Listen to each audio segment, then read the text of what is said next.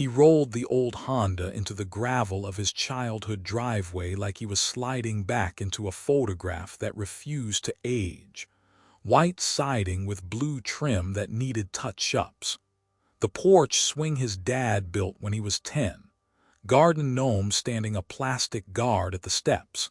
It was the curated calm of small-town America, a tableau that promised safety because nobody had changed the scenery.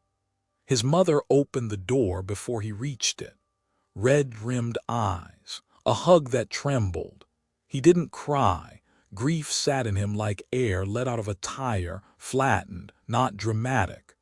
The 3-hour drive from campus had stretched everything into abstraction until the house made it tactile again. Upstairs, his room had become a museum of an extinct boy. Posters for Arctic monkeys and the Strokes ghosted into the paint.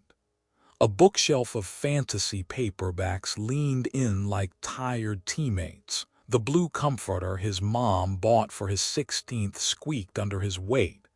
Debate and science fair trophies, plastic monuments to a country that no longer existed, gathered dust. The strangest feeling wasn't nostalgia. It was alienation. The room belonged to somebody he once knew. That feeling would turn out to be the truest preface to what Millbrook wanted him to accept. The real preface had come senior year. Larry Brown, best friend since kindergarten, died in a car wreck 3 weeks before finals. Closed casket.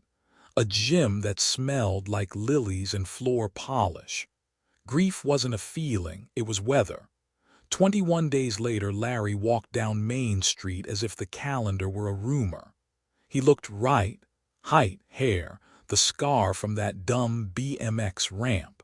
But his eyes were empty of the tiny sparks that hold inside jokes. His voice had a flatness that circled around shared memories and then chose a different exit. When confronted, he said the line Millbrook lives on. I've always been here. Adults nodded politely. The counselor said grief hallucination, and his mother brought him extra lasagna. The town moved on by refusing to look where the pain pointed. He picked a college as far away as admissions allowed and told himself he'd been cracked open by loss, not by the place. Then the call, an accident at the mill. The funeral home wore its fluorescent lights like apology. The mortician had done what morticians do, the face almost right, the hands arranged in a language of peace nobody speaks in life. He told stories about Maddock Creek and algebra at the kitchen table. He quoted his father's refrain, "Your brain just works differently," as if difference were a tool. He ended with a sentence that made 2 aunts look down and 1 uncle clear his throat. "I'll miss him even if he comes back." A woman older than common sense pressed Peppermint breath close and whispered, "The woods give back what they take." It sounded like folklore until night turned it into doctrine. Past midnight he climbed the cemetery wall because sleep had stopped believing in him. The new dirt on his father's grave lay smooth, no claw marks, no cheap horror. In the moonlight, headstones read like a ledger of contradictions. Mrs. Abernathy, retired teacher. He had thrown a handful of dirt on her casket junior year. Mr. Jenkins's wife, dead of cancer before he was born. He'd seen her kneeling by the hostas last week. Ms. Winters, 3rd grade diorama tyrant. He remembered the hymn they sang at her funeral. In Millbrook, graves were props in a theater whose audience had sworn to pretend. The dead came back. Everyone agreed to call that kindness. Mourning offered the one tool he trusted, paper. At the kitchen table he wrote names, 23 of them, people who had been buried and then seen buying milk, raking leaves, filling a booth at the diner. The list cooled his coffee. Before noon he told his mother he needed the library for a school project. She nodded the way grief teaches people to nod. Everything is plausible if it lets your child leave you to your tissues a while. The Millbrook Public Library is the kind of brick building America keeps for ballast. In the basement, rows of bound newspapers and humming microfilm made a municipal hive. Mr. Pearson, librarian and keeper of keys, unlocked the cabinets and offered the small smile towns reserved for the children of the newly dead. He fed spools into the reader and printed obituaries. Margaret Abernathy, beloved teacher, March 15. Sarah Jenkins, taken too soon. M. Winters, remembered by generations of students. The pattern hardened. Each name on his list had died officially, been mourned, and then reappeared weeks later to an audience determined to pretend. Back home, his father's study felt like a ship's cabin crossed with a tax preparer's office, tidy to the point of superstition. A locked bottom drawer yielded to a straightened paperclip. Beneath deeds and policies, a false back popped free. The leather journal smelled like pencil lead and cedar. The first entry was a dare. Something strange happened today. The pages braided observation into fear. Bill Cooper, dead of a stroke, buying groceries. People returning 3 to 4 weeks after burial, always at night, drifting toward the tree line, standing 15 yards apart, all lifting their chins at 2:17 a.m., as if receiving signal. He'd overheard 2 of them say exchange and forest bargains behind the hardware store. The last entry broke off 2 days before the accident. The blank that followed said everything. Small towns run on paperwork, baptisms, little league rosters, stair-stringer measurements, and death. Facts that sit still long enough deserve files. The journal turned superstition into amateur ethnography. His father hadn't gone mad, he'd gone methodical. Across the street, Mrs. Abernathy stood on her square of lawn looking into the pines. She didn't fetch mail. She didn't prune the roses that had made her porch a summer postcard. She stood, watching her tighten his chest. Private sorrow will forgive a lot. A person you buried standing under your nose is not private. That was the opening. The work would be slower. Millbrook could keep its tableau. He would make minutes. He went back to the library the next morning because the only antidote to a haunted town he knew was verification. Mr. Pearson produced more microfilm like a magician whose tricks require dust. The reader flickered as he scrolled through decades. He printed obituaries and slid them into plastic sleeves like a conscientious clerk. Margaret Abernathy, service details matching his memory. Sarah Jenkins, survived by Harold and Emma. M. Winters, hymn, casseroles, Fellowship Hall. Every name on his kitchen table list now had a clipping to anchor it in the world the living claim as theirs. He added annotations, seen Mrs. A. 3 years later staring at tree line. Sarah J. gardening last week. MS. Winters at mailbox, same coat as yearbook photo. By lunch the theory had gained paper. Back home, he locked his mother into a nap with tea and sympathy, then slipped into his father's study. The room had the strict right angles of a man who sorted hardware by size and moral category. On the desk, stacked bills, sharpened pencils aligned like fence pickets. He opened drawers in order, top left to bottom right, neat as prayer, house deeds, insurance policies, tax returns arranged by year, paper clipped at the upper left with military precision. The bottom drawer stuck. A paperclip straightened into a pick worked the cheap lock. When the drawer slid out, he lifted it entirely and rapped the base with his knuckles. Hollow. He worked a fingernail into the seam and the back panel popped free. The journal had been read hard, dog-eared corners. A rubber band once wrapped around it had died there, now a brittle halo. The first entry was dated 5 years earlier. Something strange happened today. Saw Bill Cooper downtown. Attended his funeral last month. Stroke, if I recall. Bought soup like the weather had asked him to. He sat on the floor and let the pages climb time. Patterns altered into ritual. His father logged returns exactly, 3 to 4 weeks after burial, total absence of dirt on clothes, a preference for doorways and thresholds, behavior that was consistent to the point of unnerving. He listed lost habits like a coroner lists missing teeth. Mrs.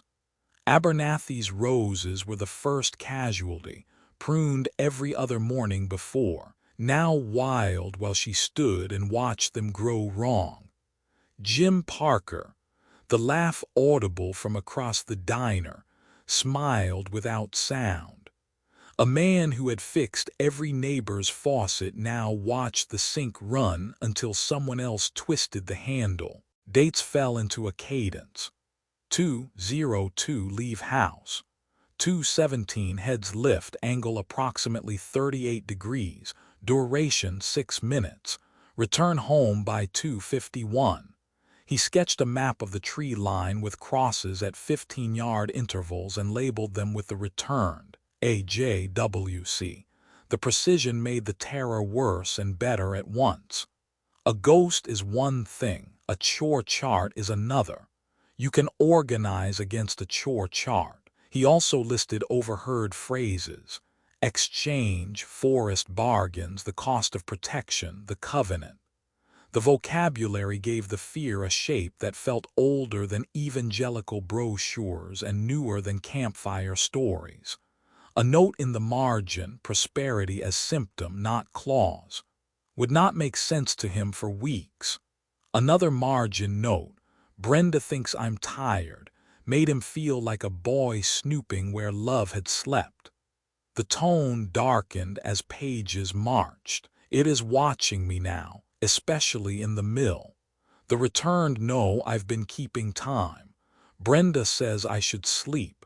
If something happens, the line broke there, ending 2 days before the accident that had been named an accident because insurance companies need nouns. He closed the journal, and it felt like closing a door you couldn't reopen without changing your life. The study felt different after that. Not haunted, documented. He slid the journal into his backpack the way you slide a tool into a belt when you know the rest of the day will require it. America loves its artifacts the way it loves its myths. Baseballs under glass, letters in archival sleeves. You can argue with a rumor. It's harder to argue with a page that smells like cedar and graphite and years. The journal made Millbrook's superstition legible. It also made complicit those who would read and then do nothing. That was the dare. He had inherited more than stories. He had inherited a job. He built a binder, front pocket, the list of 23. Tab 1, obituaries chronologically. Tab 2, sightings with dates and locations. Tab 3, father's entries cross-reference to his own notes. Tab 4, questions unanswered, increasingly specific. Why 2:17? Why 15 yards? Why do some habits vanish and some motions remain? Is the oak a mouth? If so, who feeds it and who speaks for it? He was still inside the solvable world.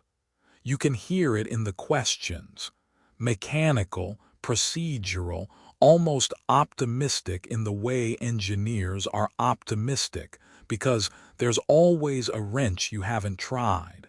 He hadn't allowed for the text message in the margin of his life. The woods give back what they take. He would learn to translate it into policy. At dinner, his mother sprinkled grief over spaghetti like pepper and asked him about classes. He lied gently and well. After dishes, he went to his room because that was the only place to be honest. At the window, the neighborhood wore the same stillness it had worn since elementary school. Somewhere a TV laughed. The pines at the edge of town did not move. He set his phone to 1:55 a.m., slid into the old squeaky bed and lay on top of the covers like he used to when thunderstorms scared him into believing the house could tell. When the alarm shivered the dark, he was already awake. At 2:02, a back door opened, a quiet sound you still recognize across 40 yards if you grew up counting it. Figures, neighbors, teachers, someone who had taught him to fix his bike chain, crossed grass like they were clock hands. They took their places at the edge of the woods, 15 yards apart like invisible stakes had been driven. At 2:17, their chins lifted to the same angle and held 6 minutes. He could not see what they saw above the trees. He wrote down what he could see anyway. When they returned to their beds, he returned to his desk and nested his notes under his father's map. The solvable world began to warp when he tried to export the truth. He emailed Professor Reeves, a folklore scholar who had taken him seriously last semester, when he wrote about rural death rituals without sounding like a ghoul. She replied with a Zoom link and curiosity. He began with history, founders, covenants, the way frontier theology slides into land management. He spoke about his father's maps. Then he said the sentence the town runs on: people who have died are coming back. The screen fractured into pixels. Her voice stuttered, classic revenant patterns, unusual synchronization, signal, and died. He tried again. When he held the notebook up to the camera, the call dropped. A text arrived: severe connection issues, please email details. He stared at the phone and said aloud to an empty room, "You're listening out there." The pines did not answer, but the router blinked like a man who'd been told to keep his mouth shut. He stopped thinking the forest was a metaphor. He started prepping for a schedule. 4 days after the funeral, his mother cried out the way joy cries, airless, hopeful, a body forgetting its own warning bells. Shane. He knew the schedule. The journal had taught him the clock. That did not make the moment survivable. The man in the doorway had his father's height and the slope of his shoulders. The scar above the right eyebrow from the back porch fall when he was 8.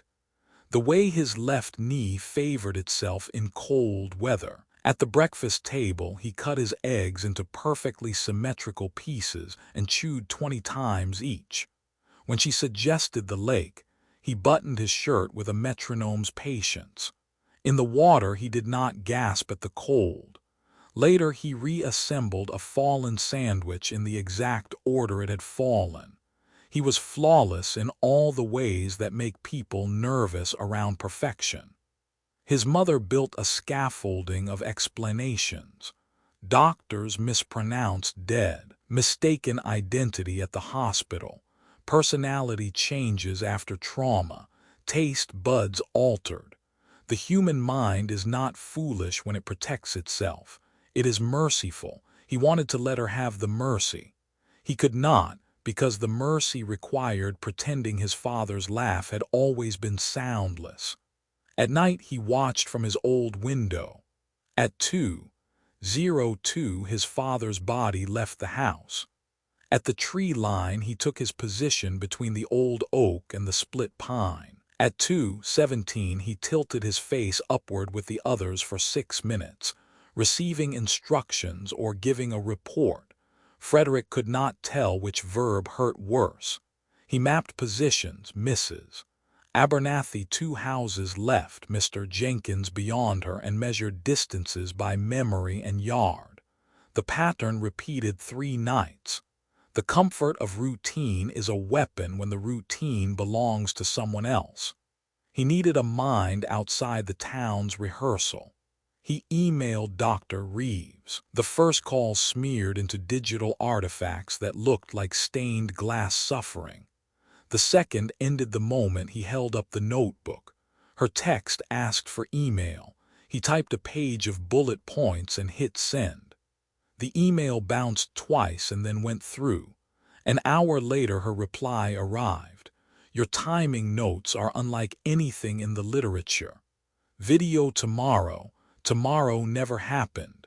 Each attempt at a call collapsed the instant he tried to say the word returned. He stared at the modem lights and thought, not for the first time, it doesn't just own our dead.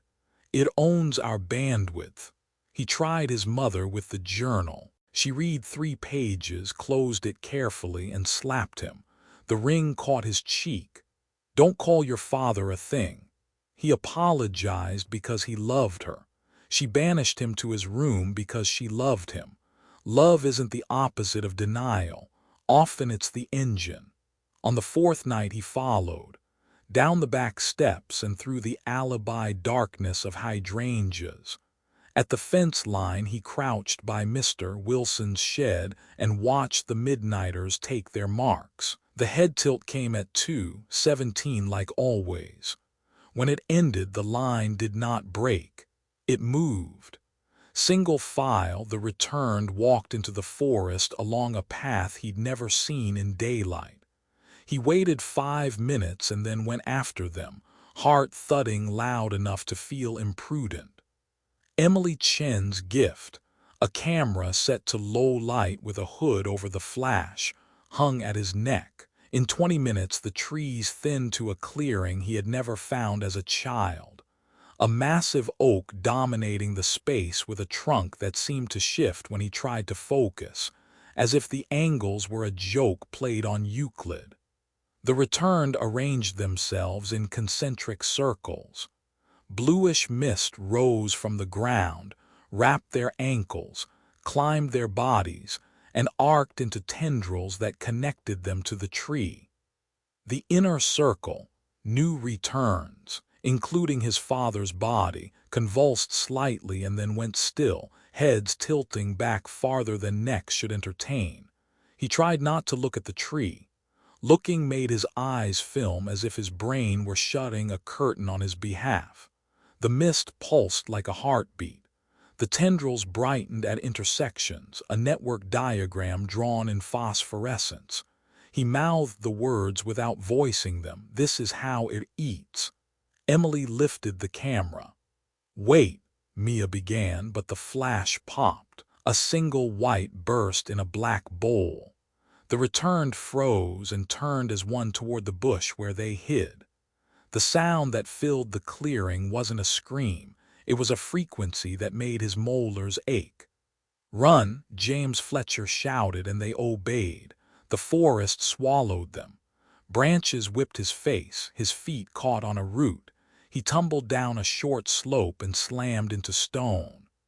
A cave mouth hid behind vines, lit from within by a faint blue-green wash. Voices swept the slope above him, flat, synchronized, calling his name with his father's timbre bent wrong. He ducked inside because the alternative was being found. The tunnel walls were carved, petroglyphs that moved if you let your gaze slide. Scenes of settlers handing bundles to trees, prosperity blooming. A final panel of Abraham Millbrook kneeling before a geometry that made nausea a moral category. Under the carved symbols, someone had chiseled a translation. Death shall have no dominion in the protected lands. He ran his fingers over the letters and understood something he didn't have time to articulate. Millbrook hadn't just been founded, it had been negotiated. Footprints led deeper into a circular chamber lined with that same living light. A stone altar stood in the center. On it, a modern leather notebook, his father's handwriting on the first page.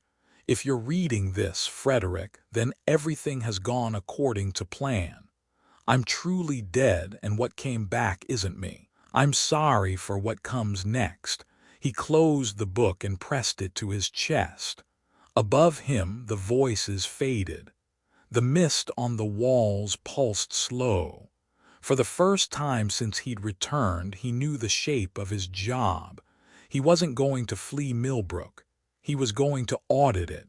He spotted Mia Brown by the apples, lifting one and setting it down, hands shaking the way living hands do when they contain too much weather.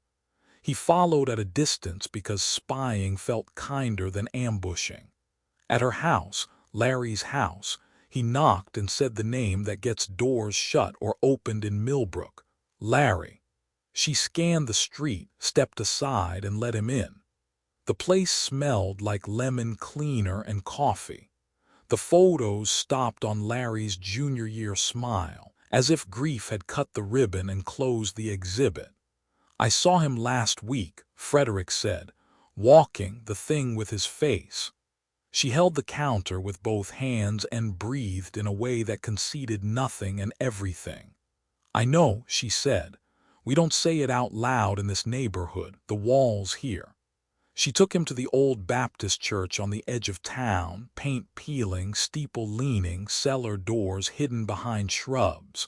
Inside, a battery lantern, a corridor, a room with a table covered in papers, books, maps pinned to the walls with red thread drawn between dates and places the way you mark a family argument on a calendar to keep it from repeating. 5 people looked up. James Fletcher introduced himself as if he were replacing a board on a porch and wanted you to know it would hold. Patricia Winters, his former teacher, smiled with the satisfaction of a woman whose faked death had worked. Robert Callahan, mortician, had photographs, thermal imaging that showed returned bodies running cold and a blood sample that was darker and thicker than fear. Emily Chen, a scientist whose grant had brought her to town for an improbably low cancer rate, had stayed because she found something harder to publish and more necessary to fight. A teenage boy, Kevin Fletcher, sat with a notebook open like a ladder. They called themselves a resistance only when they were joking. Mostly they called themselves neighbors who refused the lie. James pointed him to the wall-length timeline, 1843 at one end, the present at the other.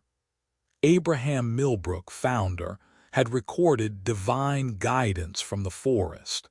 The town council minutes, faithfully kept, referenced annual offerings on the spring equinox, the giving of that which is most precious in exchange for protection and prosperity. In 1907, the entries stopped mentioning offerings and recorded instead a single phrase, "the great loss." Oral history filled the blank. A group had tried to break the pact by burning part of the woods. The entity, James called it the Green Weight, a name that felt more accurate than respectful, retaliated. Every child under 10 died in a single night. None returned. The next morning the town renewed the pact and stopped drawing pictures of what had happened. They had spent decades testing folklore's toolbox. Salt, iron, fire, symbols from a dozen faiths. All you could do with tools like that was force delay. The thing in the woods didn't fear a charm, it used schedules. What it responded to, Emily said this tenderly as if the truth might bolt, was cadence, consent, and naming. If the town could learn to say no in a way that made minutes, not noise, they might have leverage. Frederick laid his father's journal on the table and opened his own notebook. He drew the map of the tree line and put excess where the returned had stood, 15 yards apart. He wrote 2, 0, 2 and 2, 17 in a corner and underlined them. He talked about the camera flash, the scream, the run. He did not talk about his father's letter. There is a difference between sharing intelligence and offering your heart as evidence.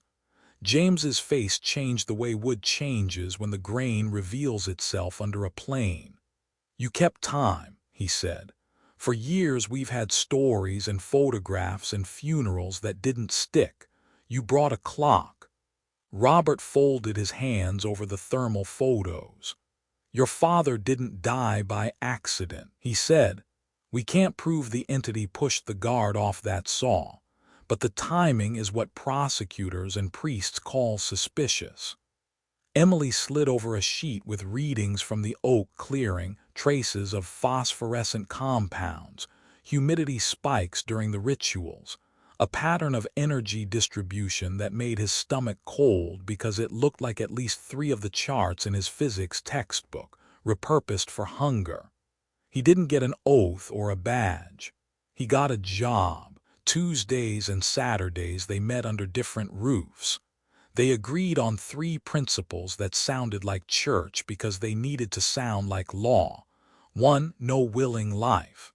No firstborn, no children, no copies. 2. What you record matters more than what you feel. 3. If the town needs a mouth, it will be a rotating mouth so power can't rot in it. Then they did the thing the town's myth forbids. They walked into the woods with their eyes open. The plan wasn't heroism. It was curiosity with a spine. They would trail the returned at a distance, record positions and timing, and leave if the temperature of the night changed in that specific way it changed before their bodies wanted to run.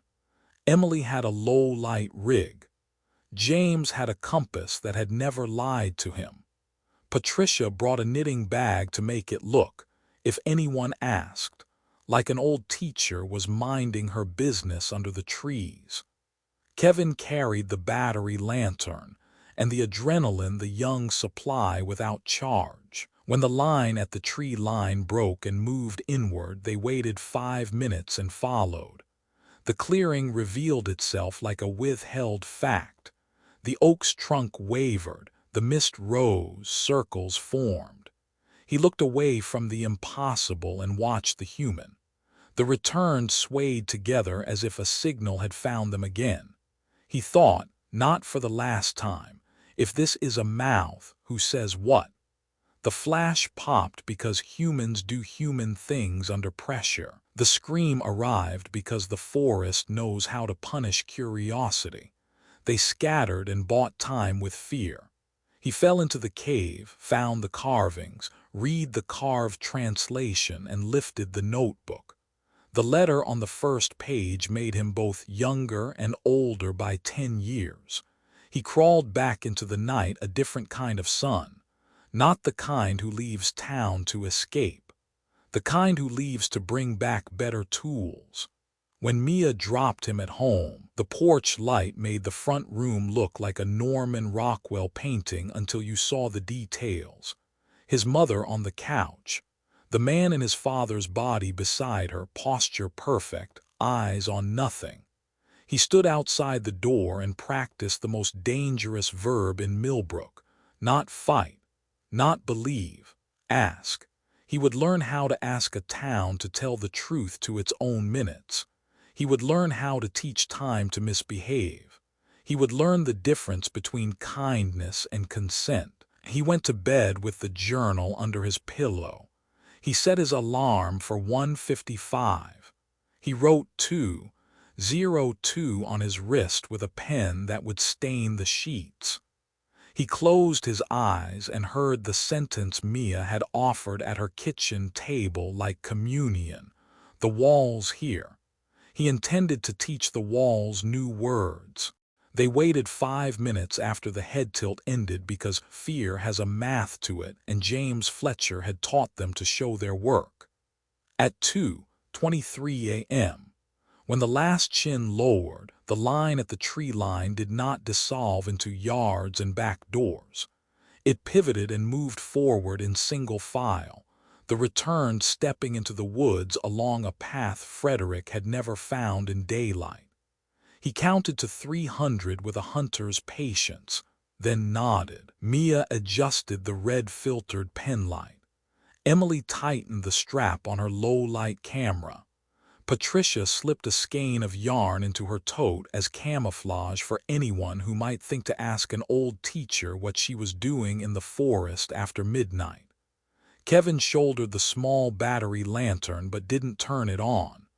James checked the compass that, he swore, had never told him a decent lie. They followed at a distance that felt both prudent and cowardly. The forest swallowed the town's lights in 2 minutes. The soil went from lawn to duff, needle-soft and treacherous. Branches stooped to ask about scalps. Somewhere to their right, water moved in the slow grammar of a creek. Frederick kept his eyes low, roots, rocks, holes, and counted steps when landmarks failed. He clocked the way the returned moved. No hesitations at forks, no business with brambles, as if whatever had called them also removed the obstacles to obedience. 20 minutes in, the trees thinned and the ground rose. Frederick smelled sap and something metallic, like the underside of a penny. Ahead, a faint blue-green light pulsed. The clearing arrived all at once.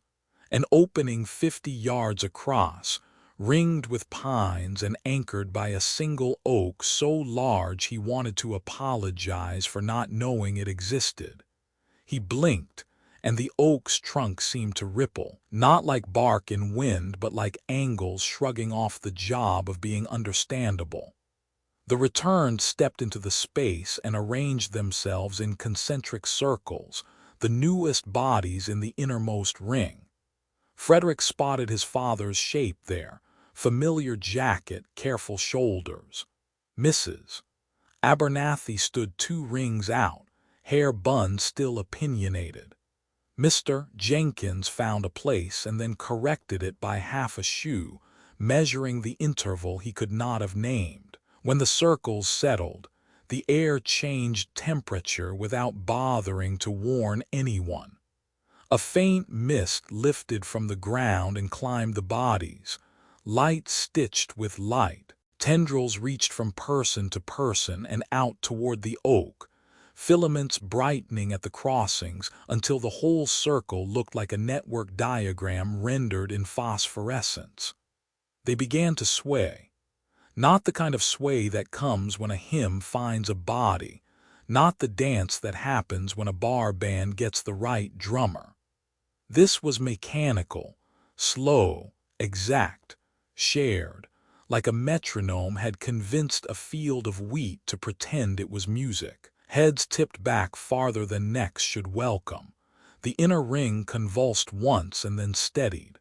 Frederick forced his gaze away from the oak because every time he tried to look directly, his vision smeared as if his brain had decided to protect itself by lying.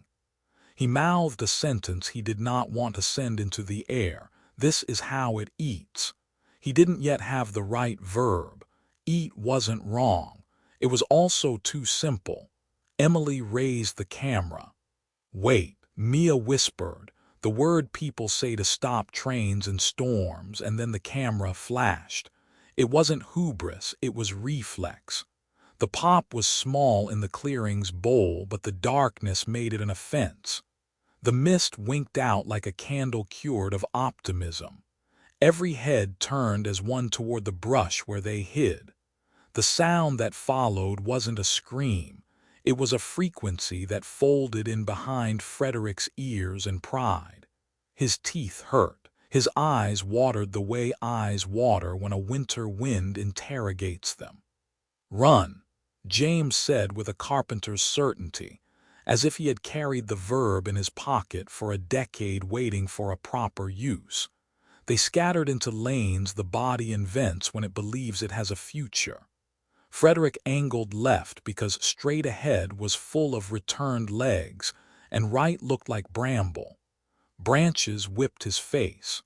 A root lifted out of the ground to trip his ankle with malicious good humor. He fell, rolled, slid down a short slope and hit stone hard enough to jar his breath loose. When he looked up, a wall of rock held the hill, and a wound in the rock, half hidden by draped vines, leaked that same blue-green, faint as a vein. Voices swept the slope above him, flat, synchronized, wrong in their unanimity and wrong in the way they braided with the timbre he knew as his father's. Frederick, they called, and the name sounded like an order scribbled on the wrong line of a form. He ducked into the opening because the opening was what he had. The cave's first yard smelled like damp stone and the ghosts of fires. The walls ahead glowed with a patient lichen. He moved deeper, hand on rock, the way a child moves in a basement when he dares himself to conquer the dark. The carvings began as scratches and resolved into scenes when he stopped trying to see a story and looked at each chisel mark by itself. People in settler clothes faced stylized trees and held bundles out. He stared until the bundles told him what they were. He looked away because looking too long felt like being unworthy of rage. Further along, the settlement grew, fences, fields, babies held high, the prosperous choreography of people who know how to do more than survive. In the corner of those scenes, always, a procession walked toward the tree line, some heads up, some bowed, and the trees received what they were given. The last panel was the work of a better hand or an older one. Abraham Millbrook knelt before a geometry that insisted on being wrong in ways Frederick's eyes could not fix. The carver had carved the impossibility well enough to make nausea meaningful. Beneath the curve and angle, a text had been chiseled in a language he did not know, and then, below that, a translation in careful block letters. Death shall have no dominion in the protected lands. Someone had believed the sentence a mercy. Someone had decided not to carve the price. The footprints in the dust were recent, narrow, deep. A boot Frederick thought he could name if he gave himself permission to think in suspects. He followed them into a circular chamber whose ceiling displayed the lichen like a quiet planetarium. In the center stood a stone altar with a ware pattern that matched hands, not rain. On it lay a modern notebook, leather, cheap in a way office supply stores specialize in, elastic strap going loose. He opened to the first page and found his father's handwriting having one more try at kindness. If you're reading this, Frederick, then everything has gone according to plan. I'm truly dead and what came back isn't me. I'm sorry for what comes next. The rest of the page didn't throb, but Frederick's eyes did. He paged ahead. Notes, diagrams, lists of names, some he recognized, some he didn't want to. Arrowed lines to phrases, renewal, willing, lineages, cost shifted. A map he did not yet know how to read. He closed the notebook because you cannot eat the whole meal in one bite, and because the voices above had thinned but not vanished. On his way out, he ran his fingers over the translation again. He thought of the daisy chain of American phrases that rhyme with it. No child left behind, with liberty and justice for all. The way slogans drag history behind them like a net. He thought of his father writing times in a basement like scripture. He thought of Mia's hands shaking by the apples, of James's compass that wouldn't lie, of Patricia's victory over the town's expectations of her funeral, of Emily's camera trying to catch angles that preferred not to be caught. He thought of his mother, and then he didn't. Because if he thought of his mother, he'd sprint blindly, and the forest likes blind. Outside, the returning chorus had gone quiet. Either the search had shifted or the signal had called them home. He slipped back the way he'd come and found the others gathered where the maintenance shed used to be on the Wilson property, breath ragged, eyes bright in the way fear burns gloss onto them. "You fell off the map," James said. "Found a cave," Frederick said, because the quickest way to calm a room is to hand it a noun. Carvings, history, an altar, a notebook. Whose? Mia asked, but she already knew. He didn't have to say. They moved in a low trot toward town, the kind of retreat Americans specialize in when regrouping is the brave thing. At the back fence of his yard, Frederick paused.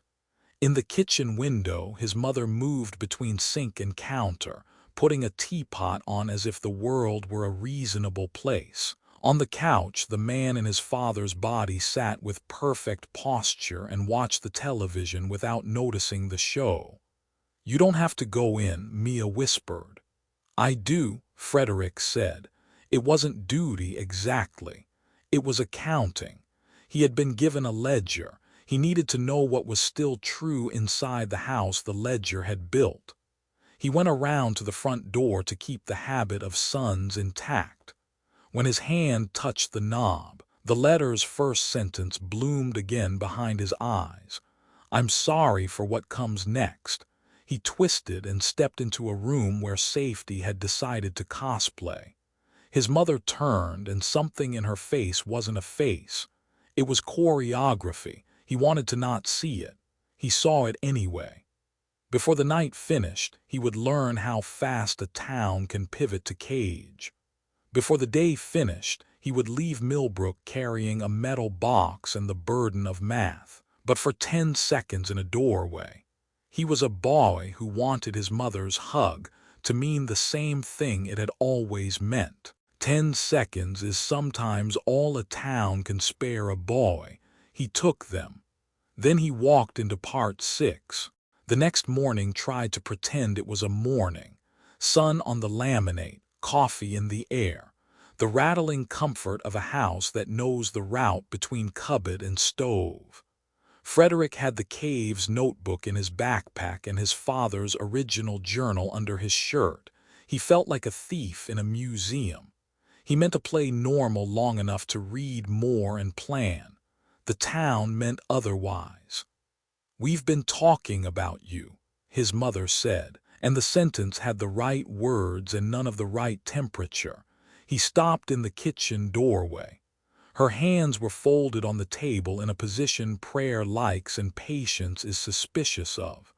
The man wearing his father's face sat beside her, posture perfect, gaze resting, not seeing. "Mom?" he asked, and the syllable reached out like a dog expecting the same house rules as yesterday. She smiled.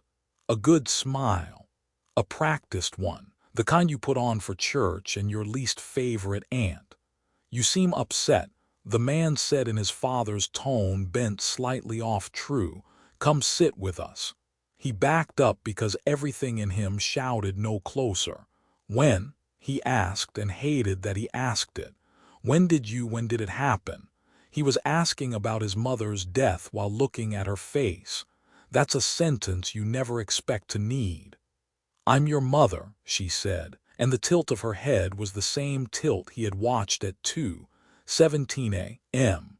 "I've always been here." Outside, a truck angled across the street as if a man had parked badly. Mr. Jenkins stepped down from the cab with the fluidity of someone who had learned how to move by reading the instructions. At the corner, Mrs. Abernathy's sedan turned and stopped, an obstruction written in the grammar of helpfulness. To the right, 2 neighbors came outside and simply stood, which is the neatest way to become a wall. One more vehicle pulled into place up the block. Frederick's mind decanted panic into inventory. "They're corralling me." He bolted. Through the living room, out the front door, down the steps. His sneakers bit the sidewalk with "how dare you" energy. Mr. Jenkins moved to intercept. Frederick cut hard left and used the Henderson's garden as a shortcut, the way kids and thieves learn to. He vaulted the low fence like his knees still belonged to sophomore soccer. High above, a crow objected to the proceedings. Elm Street brought him face to face with 3 returned walking shoulder to shoulder in an etiquette of blockade. Ms. Winters was one of them, not Patricia from the basement, but the thing that had come back to teach long division without laughter. He pivoted, cut down an alley, and came out near Callahan Funeral Services because some bad days pull you in the direction of their origin. He tried the service door. Locked. He smashed the small window with a landscaping rock and reached in to flip the thumb latch, slicing his forearm on glass because it was a day for blood whether he consented or not. Inside smelled like polish and formaldehyde and flowers that had tried too hard. He moved down the hall, past the viewing room where whispers learned to copy themselves, toward the preparation room where the town did its most careful work. 4 caskets sat open under the fluorescence. Bodies lay in each, breathing shallowly, eyes closed, skin undergoing the weird blush that belongs to neither the living nor the dead. He walked to the nearest and understood that fear has a floor and he had just found it. The face in the casket was his. The small scar above the right eyebrow from the 6th grade bike crash. The crookedness at the corner of the mouth that always made him look like he was about to tell a joke he didn't have. The hair desperate for a better barber, his body without him. "They've accelerated the timeline," a voice said behind him. He turned, fists up because instincts are literal. Robert Callahan closed the door quietly and held both hands open, palms outward, as if to show he had brought no weapons except news. His eyes were alert, the opposite of the return's aquarium stare. "What is this?" Frederick asked, and he meant the theology of it and the engineering and the insult. "Replacements," Robert said. "For the people the town can't afford to have off-script. For resistance members, for you." He nodded at the body in the 3rd casket. "For me, too, soon enough." He crossed to a steel cabinet, tugged, and the whole unit swung out like a door to reveal a dark passage. "We built tunnels in the 60s, he said, "back when some people thought the end would come in a way you could plan for. Turns out they planned for the wrong end and the right problem." "Does my mother," Frederick began and couldn't finish. "Car accident on Route 16 3 days ago," Robert said softly. They kept it quiet. "Replacement installed before most people knew to bring casseroles." He didn't dress the sentence in sympathy. He let it be a sentence and trusted Frederick to hear the sympathy in the fact it had been spoken. Footsteps thudded in the hall.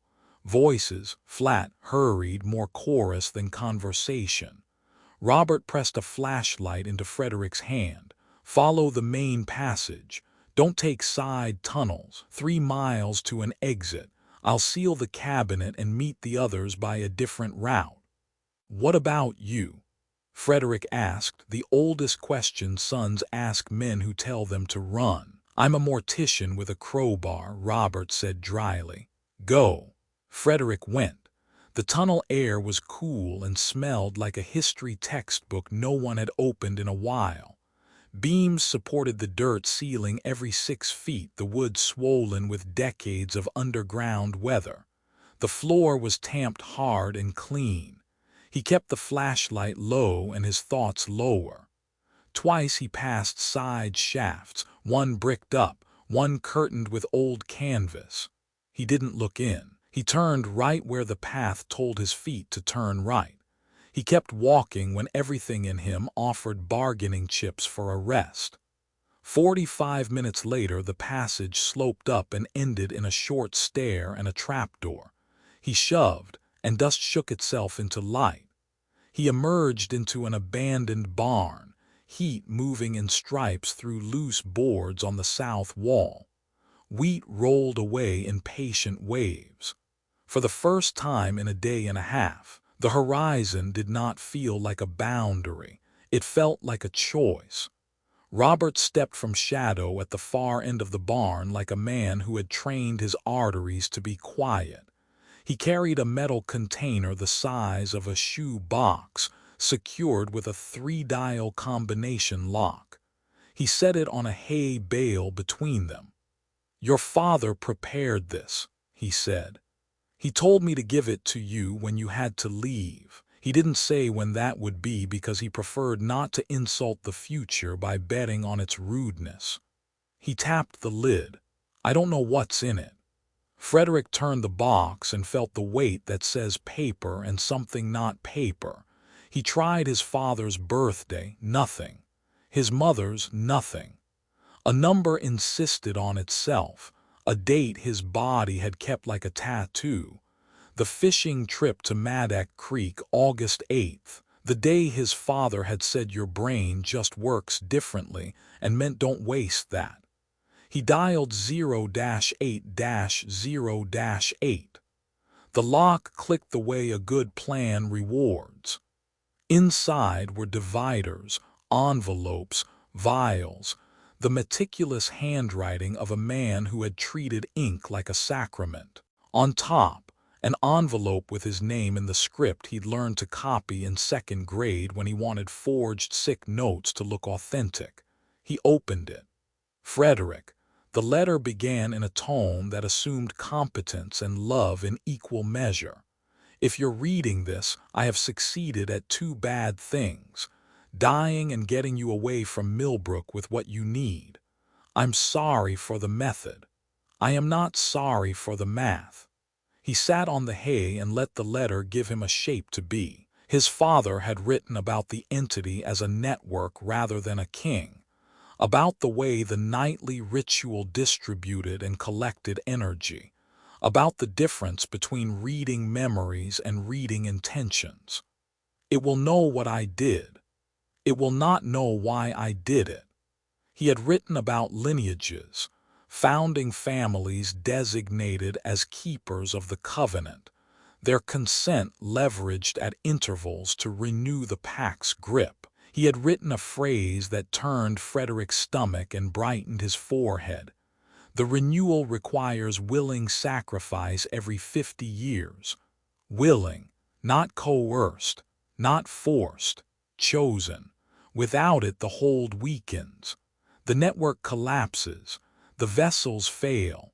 Vials labeled with dates and initials nestled in foam, soil from the clearing, bark scrapings. A smear of the phosphorescent mist sealed in a way only a man who had worked in a mill and a hardware store and a kitchen could have engineered with what he had.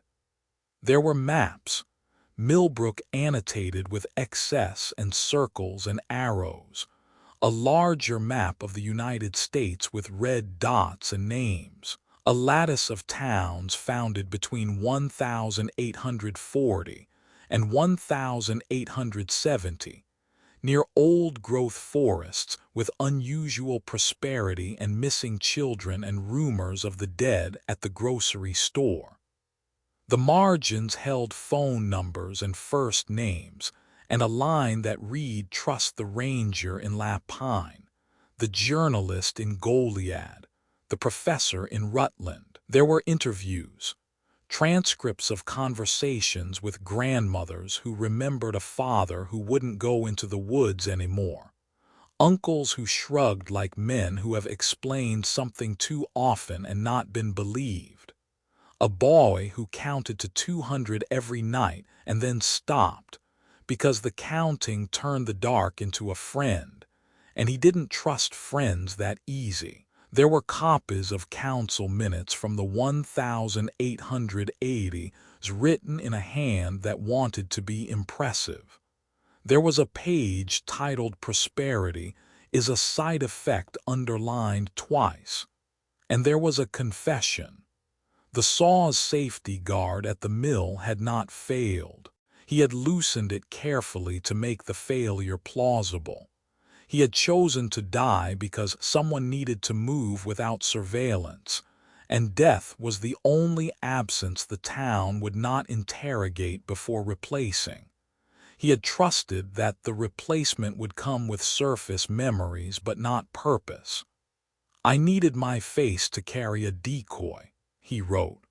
"I needed my son to carry the work." Frederick put the letter down because the world had tilted, and the only way to keep your feet on a tilted world is to lower your center of gravity. He laid out the contents on the hay bale and organized them because that is what the living do when the dead hand them an assignment. By afternoon, he had called 3 numbers from the map, using the landline at the motel, whose carpet stains had continents named after them. A professor in Vermont used the word corroborate and made it feel like a blanket. A retired park ranger in Oregon said, "I've chased lights I couldn't sight," and then described locations in her national forest with the same 15-yard spacing Jeffersonian surveyors loved. A journalist in Texas said, "You don't know me yet, but your father taught me to hate the word folklore when it's used to keep poor people quiet." Each had a piece. Each had been waiting for someone to collect. He built a second binder, portable, labeled, clean, so that if he had to run again he could do it with more elegance.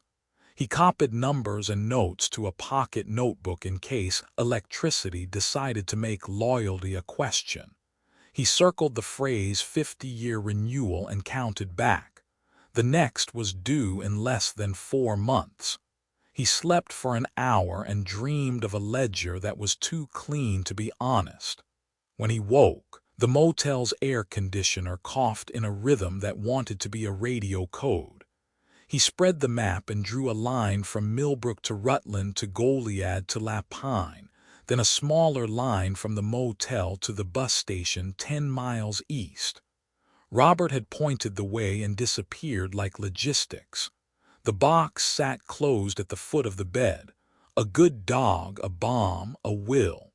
He packed. He slid his father's photograph, Maddock Creek, both of them squinting and grinning, a fish refusing to be reasonable, into his wallet.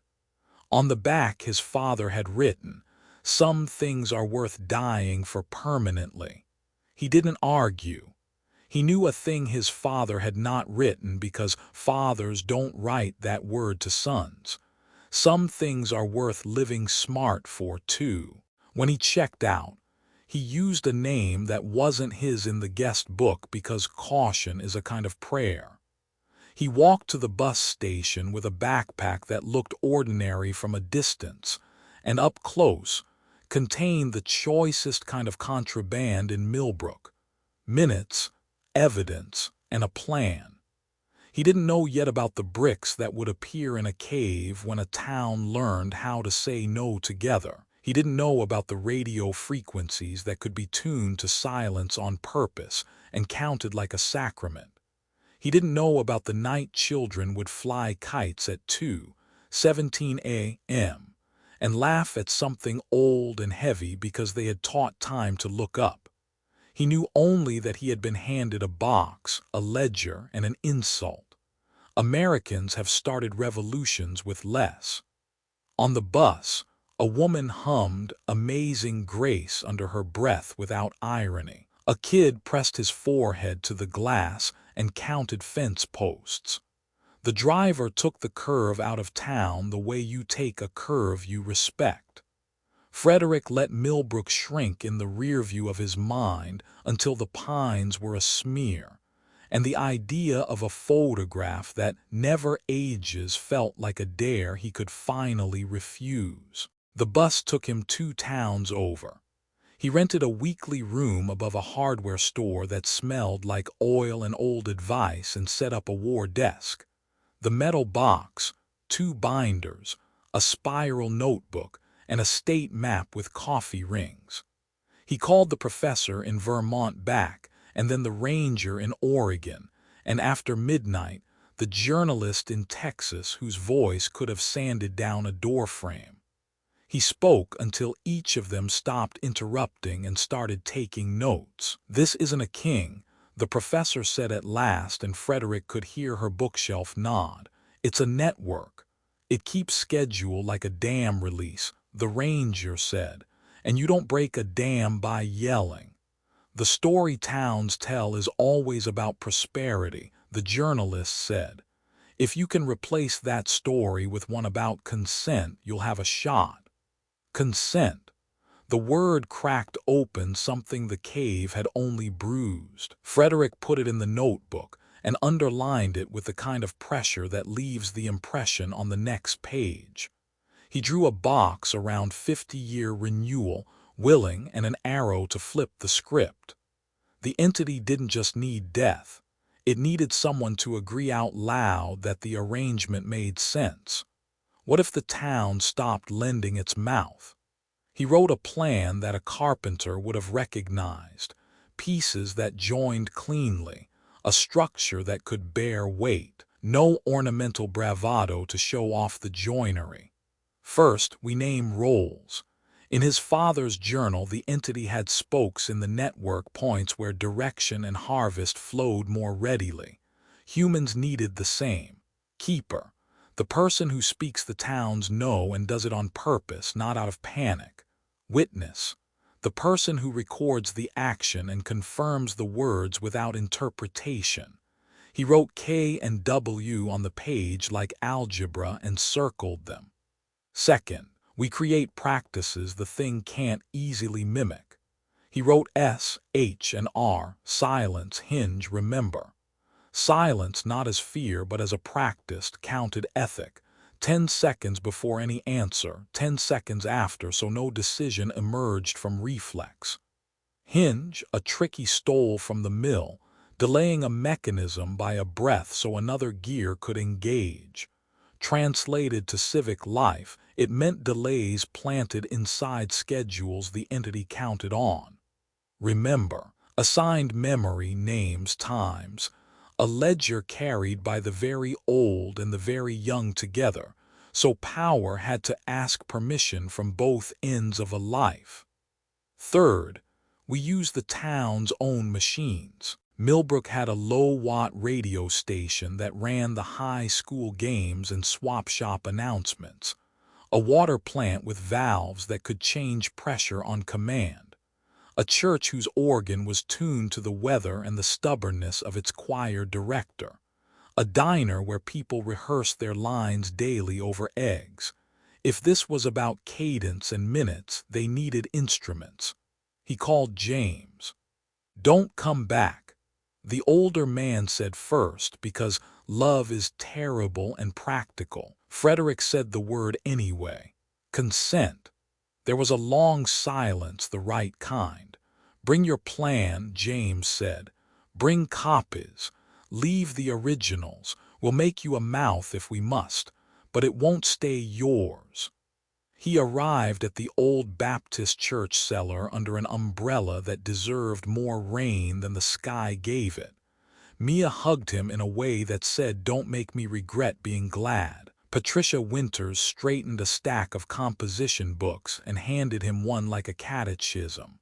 Robert leaned a map against the wall and brought out a school chalkboard that once housed spelling words and now took minutes. Emily pressed a small transistor radio into his palm. "I've got a friend at the station," she said. "We can make the weather report mean something."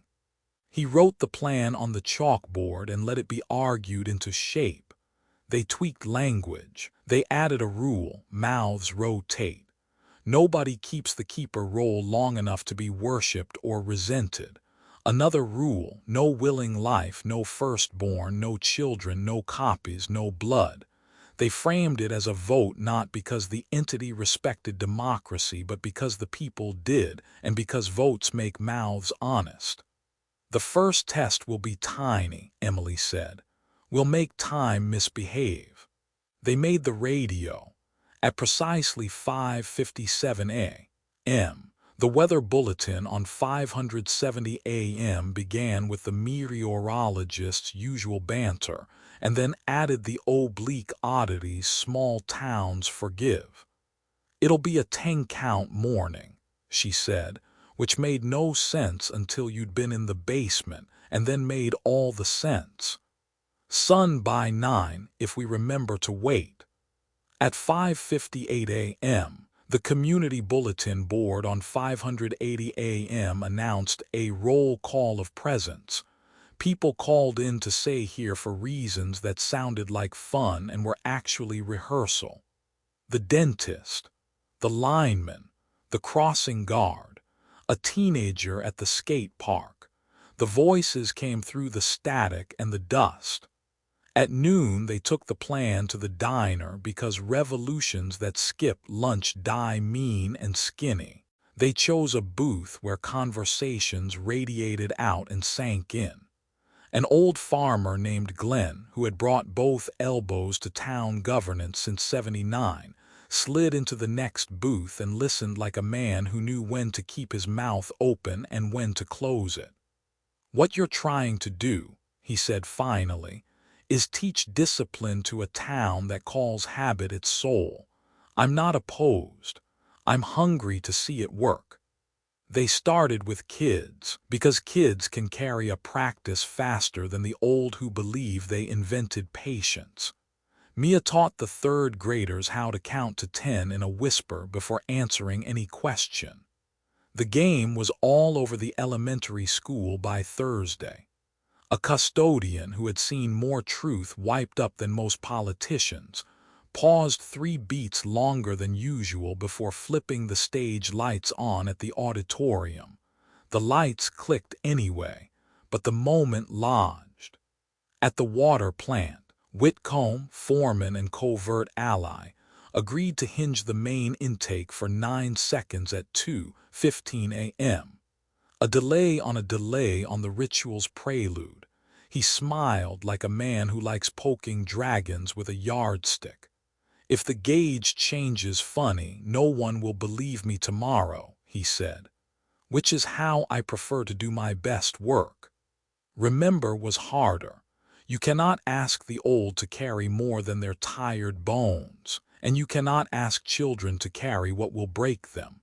They solved it by pairing, a grandfather and a first grader, a woman whose hands shook and a boy who still mispronounced spaghetti. Each pair carried a list that belonged only to them, names, dates, a sentence heard correctly. They practiced reading them aloud in a voice that would not be mistaken for pleading. There was a risk in broadcasting anything.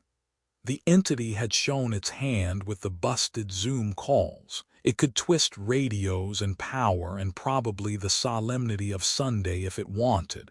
They tried anyway. The first roll call felt like a picnic thrown inside a thunderstorm. "This is Ruth from the library," a voice cracked over the speaker in the basement. "Here. This is Al at the plant. Here. This is Toby, the boy who fell off his bike at your corner in 2004. Here."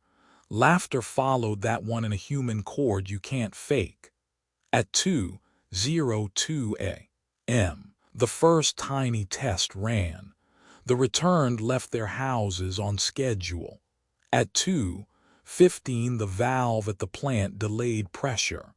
At 2:17, heads tilted up. The difference was an eyelash. Frederick's pencil ticked a line where his father's had a dot, but he felt it the way a good mechanic feels a misfire. The tilt stuttered by a half-second. A tendon twitched. A breath came late. Emily captured it on a data logger nobody else in Millbrook knew they owned. "It's small," she said. "It's a hinge." James didn't cheer. He ran his hand over his jaw the way he did when a board fit without planing. "All right," he said. "What's next?" Next was asking for a mouth and making sure it didn't become a mayor. They held a vote in the church basement because nobody could throw a brick through a Zoom call in a town that broke routers. They wrote names on index cards. They waited 10 seconds before dropping them in a mixing bowl. They counted out loud. It fell to Frederick and Mia, and to his surprise, June Cooper, the postmistress whose posture was better than the flags and who had buried a husband and 3 dogs without letting any of the funerals turn her mean. "We rotate weekly," she said, already tired of the idea of her own authority. "If I get a taste for being the town's mouth, slap it out of me." They wrote vows like a little church nobody would join unless they needed to. The keeper speaks only what has been voted. The witness writes only what has been done. The silence is counted. The hinge is honored. The remember is held by edges, not bosses. Then they tried them on something that mattered. Linda Havorson, leader of the auxiliary that ran the thrift sale and decided which funerals deserved extra casserole, requested a town vigil for Founders Prosperity on the square. The words smelled of honey and a memory the town had taught itself to cuddle, but the subtext was plain. Restore the old bargain that used to bless us. Linda was nobody's fool and everybody's aunt. She used the right nouns and counted on the rest to follow. We can't block it, Mia said. Public assembly belongs to public. We can counter it, June said. Vigils run on spectacle, minutes do not.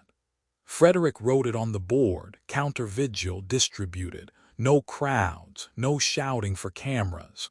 A web of small actions laid across the hour like a net you can't see until it catches your ankle. They rehearsed. The radio would say 10 count at the top of the hour. The plant would hinge at 2:15. The school custodian would leave the auditorium lights off for an extra beat before restarting the janitor's buffer at precisely 2:16:50 to muddy the air's rhythm. In kitchens, 36 pairs of old and young would read their lists at 2:18. Keepers would stand by rotary phones and say no to any request for an official blessing disguised as a prayer. Frederick wrote prosperity is a side effect across the top of a newsprint sheet, and under it the words that would become their ethic. We keep our dead as they were. We keep our living as they choose to be. We keep the time as ours.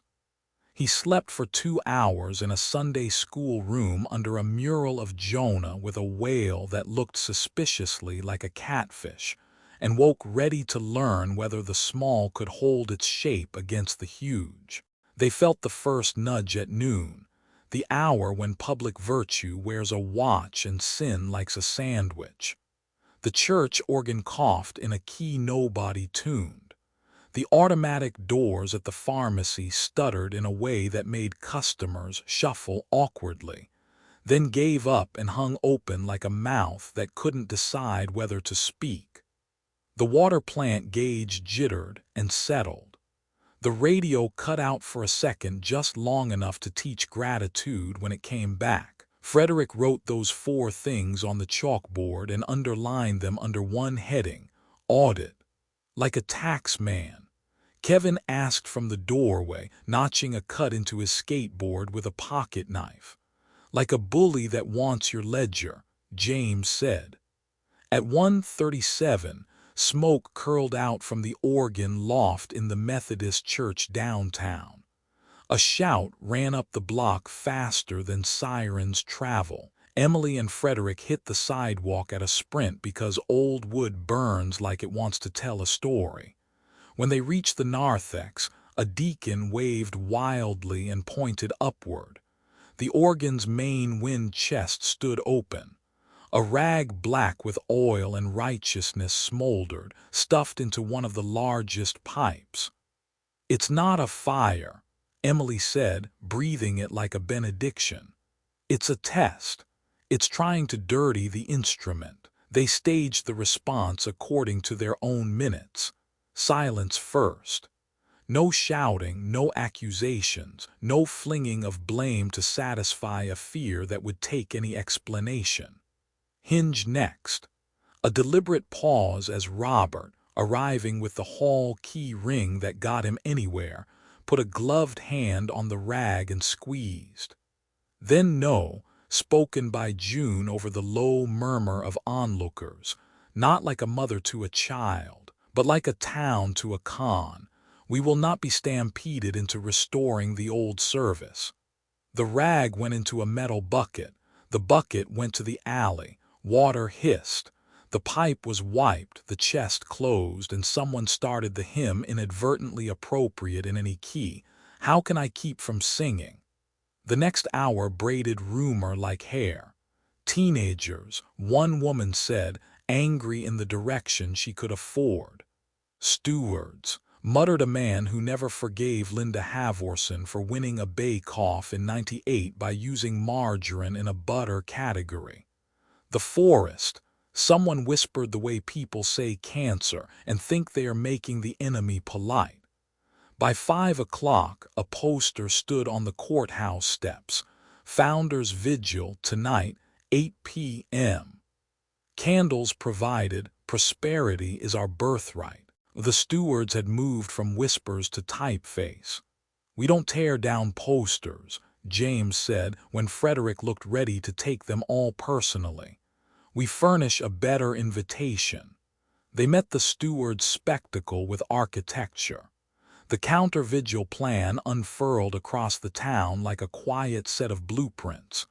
At 8 p.m., when the square filled with candles and the nostalgic faces that like candlelight because it sandblasts detail, the radio at 570 a.m. offered a weather report that was really a liturgy. A still night for counting, 10 seconds before any promises. Morning wind if we remember to wait. At 8:07, the plant hinged a valve, nothing dramatic, just enough to make the drinking fountains in the park hesitate and then flow. The school custodian dimmed the auditorium lights and then brightened them again, sending a faint complaint into the air the way rubbing a balloon on a sweater sends sparks into children. In living rooms, old hands and small hands read their remember lists. Names and dates were braided into breath. Sarah Jenkins, 1998, a grandfather said while his granddaughter sounded out Jenkins with missionary zeal. Seen last week clipping hostas. Mrs. Abernathy, March 15, 20. A boy read. His great-grandmother finished the year. Seen at the tree line, eyes up. They were not curses. They were the opposite. They were receipts for care the town had failed to complete.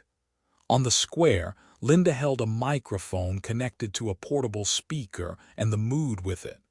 She wore her nicest cardigan and the expression of a woman certain that goodness stands behind her. We gather to remember our founder's promise of prosperity, she said, and the word prosperity found purchase in 100 refrigerated hearts. We reject the fear-mongering of those who would deny the blessings our forebears secured.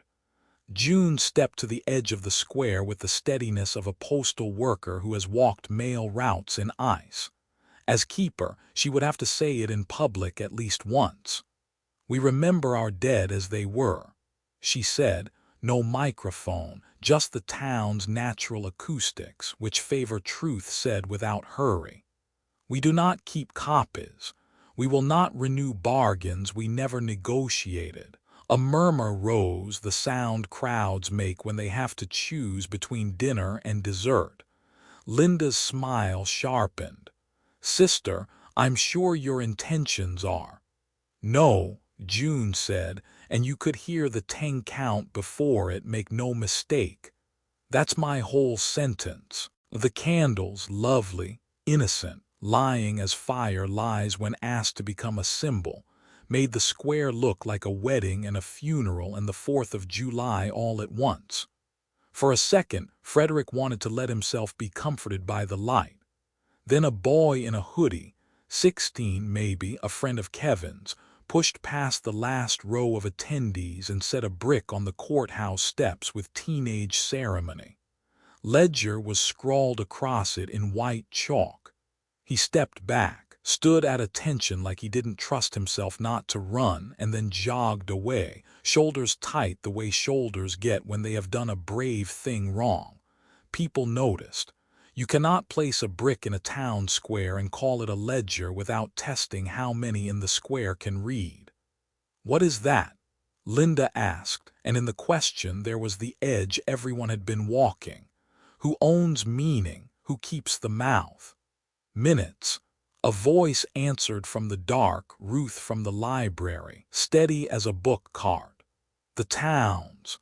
Linda moved to continue, but her mic screeched. An accident if you preferred grace, an omen if you didn't. She tried again. We will read the founder's prayer, and then Linda stalled because prayers that used to be easy are harder when a ledger is present. She made a decision. We light these candles, she said briskly, in honor of the pact that has protected Millbrook. No, June said again, and this time Frederick saw heads tilt in a dozen places, the basement choir, and mouths shape a silent count. 10 seconds is longer than a quip. It stretches a crowd into its own reflection. When it was done, Ruth said, "Prosperity is a side effect." That line didn't lodge everywhere. Some people blinked, confused. Some looked down at their candles and saw the shape of their own hands. Some looked up toward the trees at the edge of town as if looking up could make a receiver out of a human neck. Linda chose combat. Who among you will refuse your husband back? Your daughter? Your boy? The square reacted the way squares react when someone pulls on the town's oldest string. Pain made a sound. Frederick felt it. He didn't fight the feeling. He put his hand in his pocket and held the radio, a sacrament for this new church. In a dozen houses. Apartment above the cosmetology shop. Ranch with bad siding and a good heart. Farmhouse with a roof that always lost a shingle where the wind wanted one. People kept reading their lists. That sound braided through the square. A woman who had been ready to shout lowered her candle and listened to her grandmother's voice through her door. While the square rocked between spectacle and minutes, the organ loft in the Methodist church sat clean and cooling. Robert found the oily rag in the bucket, and because he is the sort of man who has never wanted to be a detective and has always ended up being one anyway, he sifted the bucket with tongs until he saw the edge of a matchbook. Steward's Pantry was printed on it in cheerful font beside a cornucopia. Linda Havorson did not set the rag. Linda does not smudge her cardigans. But someone who likes her casseroles and the story that makes them necessary did. Robert carried the bucket to the church basement and placed it on a folding table. June arrived with a notebook. Patricia, who had once ruled a third-grade classroom with the soft iron of a woman who knows exactly how attention works, stood at the door. They did not call the police. They did not call the stewards. They called 3 witnesses and wrote this into the minutes. We acknowledge sabotage aimed at forcing ritual restoration. We assign no prison and draw no blood. We call the person responsible to a hinge. The next morning, the ledger brick on the courthouse steps had chalked under it, "Arson entered." Below that, in smaller letters, "No blood, no exile, hinge duty assigned." The town read it on the way to work. Some scowled at the chalk like it was graffiti that ought to have asked permission. Some smiled tight and secret. Linda stood in front of it for a long time like a woman learning to read in public. At the plant, Whitcomb handed a clipboard to a woman who had never before worn a hard hat and did so now with an expression that made it into a hairpiece and a crown. Linda Havorson, auxiliary president and vigil leader, took her place beside the main intake valve at 5:58 a.m. List clipped to the board, open 1 second late at 2:15 a.m. every night this week.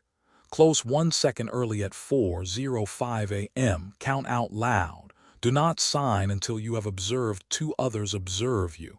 She flushed not from shame but from effort. She counted. She hinged. She did not bless anything that night. She never loved Frederick, but after a week of hinge duty, she started nodding at him in the parking lot as if he'd said please and thank you like a decent boy.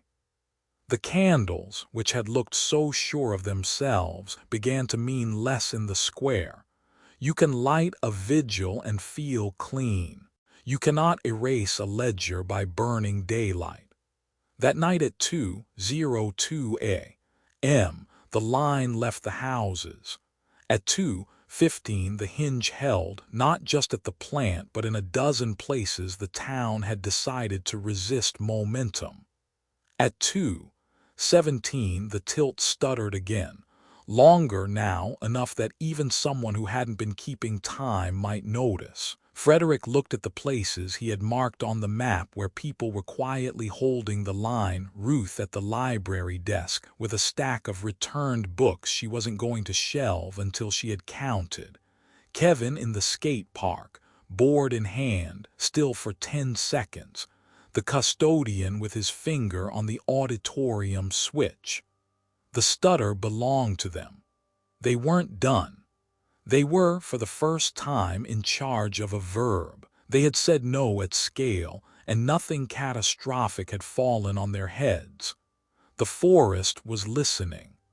The town was learning a language. The next move would be a question asked to a face that wore the wrong person's eyes, and at the end of it, a permission either granted or withheld, in a voice that was finally theirs. They chose Thursday because Thursdays carry less romance than Fridays and more backbone than Wednesdays. The radio at 5:57 a.m. said, "A 10-count morning," and the town, or at least the portion of it that had decided to try honesty with itself, answered by counting in kitchens over coffee and in trucks between stoplights. At noon, Ruth from the library chalked the ledger brick with parley called 9 p.m., a line by the old ball field, keepers and witnesses present. Nobody tore it down. A few stared long enough to make their candles nervous. Parley means what it's always meant, James told them in the church basement, hands braced on either side of the war table that used to be a Sunday school craft station. We talk. We don't run. We don't cut. We don't give what hasn't been voted. We don't go alone, Mia added. This thing likes to isolate people, and isolation makes fools of us. Frederick stood on the far side of the table and wrote 3 sentences in his father's tidy block letters, a mimicry that felt like both tribute and theft. Do you require willing consent? State the terms of the pact. Hear our refusal. 3 is not enough, Patricia said gently, teacher forever. But 3 is all our mouths can carry without wobbling. Witnesses? June asked. 3 as well, James said. 2 to write, 1 to look for tricks. At least 1 child, Mia added, and when heads swiveled she held their gaze. Not to risk them, to keep the adults honest. We will not trade their future without the future looking us in the eye. Kevin lifted his hand, already half standing. They met at dusk by the chain link that used to separate right field from the dark. Fireflies negotiated with porch lights across the block. A few of the stewards came, faces arranged for disapproval, and stood back when they realized nobody was going to argue with them. Others came and stood closer. Linda Havorson in a windbreaker, her hinge-weak posture quietly different. At 9 p.m. June, keeper for the week, stepped to the fence. On her right stood Frederick, on her left Mia. Slightly behind them Ruth and Glenn with clipboards and thick pencils. Farther back Emily with the transistor radio pressed to her ear.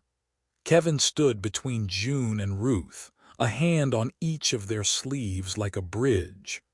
10, June said, eyes on the pines. They all counted in their chests. The hush drew a line through the neighborhood. Dogs stopped barking. The skate park's last clatter died. At the end of the count, the tree line reacted like a stage remembering it owned curtains.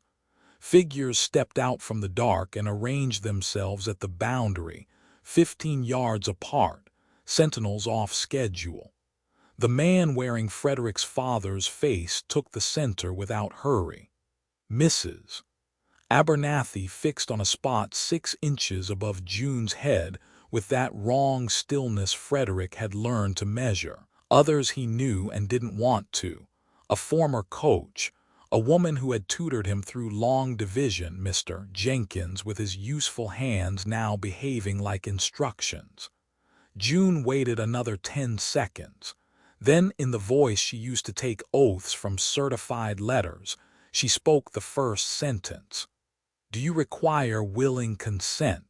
Nothing moved. The return stood in a perfection of posture that would have warmed the heart of a marching band director. Only at the edge of the group did a chin tick, not toward the sky but toward them, like a machine deciding to try language. When the answer came, it wasn't a voice. It was a chord the town recognized in its teeth, layered over with the timbre of every returned mouth speaking the same words at the same time with the same wrong cadence. Consent is the hinge. Ruth wrote it down slowly, each letter deliberate, as if carving. Glenn looked up from his clipboard with a face that said he had just watched a tractor confess. Emily's radio hissed and went quiet, a courtesy or a threat. June did not hurry. State the terms of the pact. The cord thickened and filled the fence line like breath fogs a mirror. Protection, prosperity, death shall have no dominion in the protected lands. The price?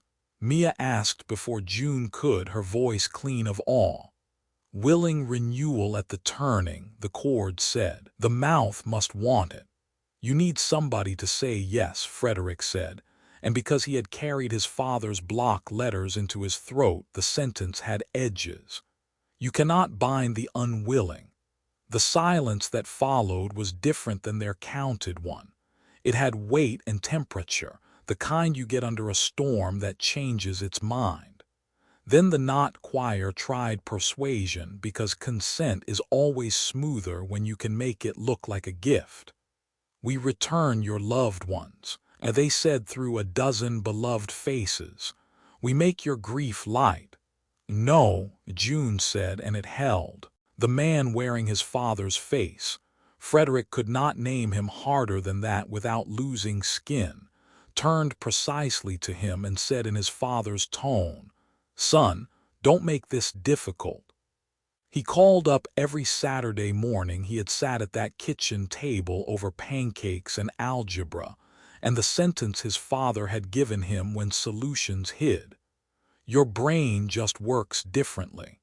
He used it, not as a comfort, but as a wedge. Dad didn't call me son when he wanted me to agree, Frederick said, loud enough for the fence line. He asked me to show my work.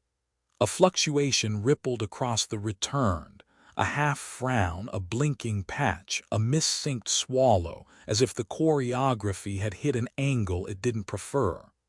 Ruth, pencil poised, wrote choreography glitches under specificity in the margin because librarians are better scientists than most labs. Third question, June said, not because she needed to follow the list, but because the list kept her mouth from losing shape. Hear our refusal. The count stretched. At 10, June said it.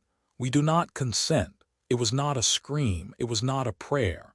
It wasn't even brave in the cinematic way bravery likes to be photographed. It landed like a weight on a table, new balance, new math. The pines did not bend, they changed key. The chord that answered came in the minor, carrying static like bad weather. Refusal noted.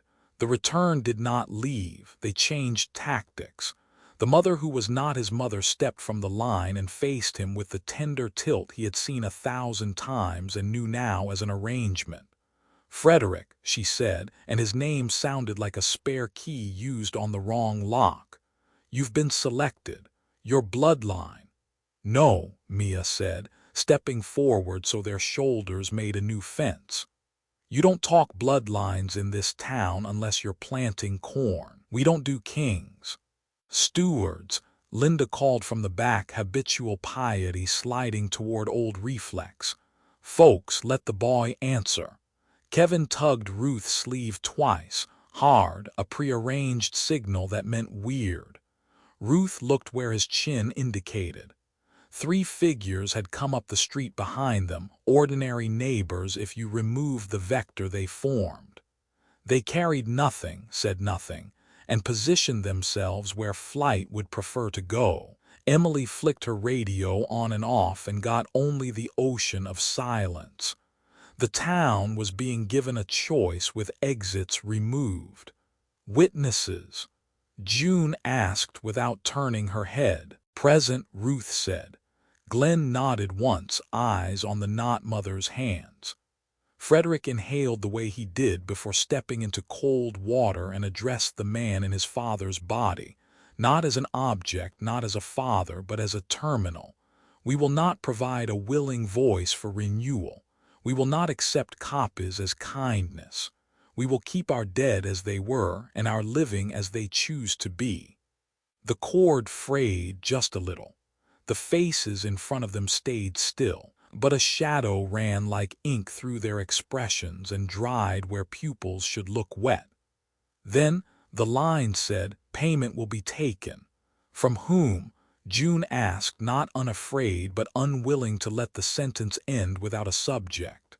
From the young, the cord said, and there it was, the old covenant sliding its teeth back toward the original terms carved in a cave. Children. No, a dozen voices said at once, parents, teachers, people who had never liked children and liked this less. The entity tested for fractures. A small boy on a scooter on the far sidewalk wobbled without cause. His mother hurried and scooped him up with a look that would have stopped a train. A flicker ran through the street lamps. The dog that barked nightly at raccoons went silent in a way that made the neighborhood turn its head. June didn't flinch. The children are not for bargaining. The pact predates your votes, the cord said through an old coach's mouth. The land remembers, and the ledger remembers, Ruth said, stepping forward, Kevin's hand on her sleeve steadying them both. Arson entered, hinge performed, parley recorded, consent refused, children exempt. Can you even do that? Linda whispered to no one, half aghast, half hungry, as if watching bread rise without yeast. The knot choir tried another angle. Prosperity is threatened. Our prosperity, Glenn said, is beans and tires and repairs, not this. The line twitched again. Naming the precise shape of a town's wealth unhooked the myth it had been rented. Emily, who had been feeling with her radio like a blind person feels a face, caught a seam of static that sounded like a breath. She shook her head slightly. Not now. Later. The thing in Frederick's father's body. He could not stop calling it the Shane thing in his head because the shorthand helped him not drown. Tried the last tool in the kit. Intimacy. Son, it said again, and this time the tilt of the head was mathematically exact. Come home. He looked at June and Mia and Ruth and Glenn and Kevin and Emily, and then at the crowd behind them. Whitcomb with grease on his shirt, the custodian with a ring of keys, the postmistress who had already worn the hinge into her week, Linda with a clipboard still clipped to her breath. He thought about pancakes and algebra and a fish that had disappointed them both by being a pound short of a story. I am home, he said, and the knot chorus shuddered in the small way that means you've shifted a load-bearing line. June lifted her clipboard. Parley concluded, she said. We will hold the square for 10 minutes and then go to our kitchens. We will count our silences. We will maintain our hinges. We will remember. The returned did not move. Their heads lifted fractionally, the way weeds lift when you step on them and they're still alive underneath. Then, as if the signal had come late from some depth or altitude, they turned in synchronous precision and walked the single step back into shadow. People breathed. You could hear the town locate its own ribs. Don't mistake that for victory, James murmured at Frederick's shoulder. That was permission to escalate. We heard the rule, Frederick said, throat raw, willing consent. If we can deprive it of that everywhere, not just here. Then it chooses a different price, Mia said. It already told us. Then we get louder, Ruth said, surprising herself with the word. Not with noise, with minutes. They walked back from the fence slowly, not because they were afraid their backs would be targets, but because you never hurry away from your own courage if you can help it. At the ledger brick, Ruth wrote parley. Consent required, refused, children exempt, escalation expected, and 2 lines below it, smaller, no blood. No exile, hold the hinges. Whitcomb met Frederick at the curb and tapped the face of his wristwatch like an oath. I can give you 3 more seconds, he said.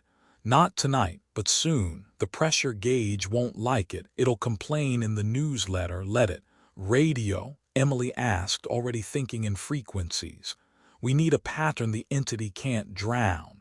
A Civic dial tone, Frederick said. Our default. 2 notes Patricia offered from behind them.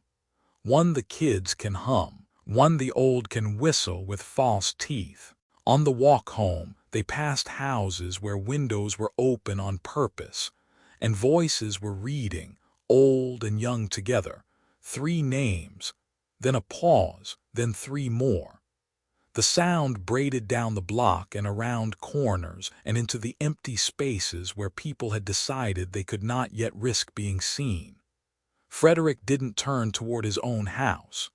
He looked at the dark fence line and the lights in the kitchen windows and the chalk on the courthouse steps, and understood the next job. We go to the clearing, he said.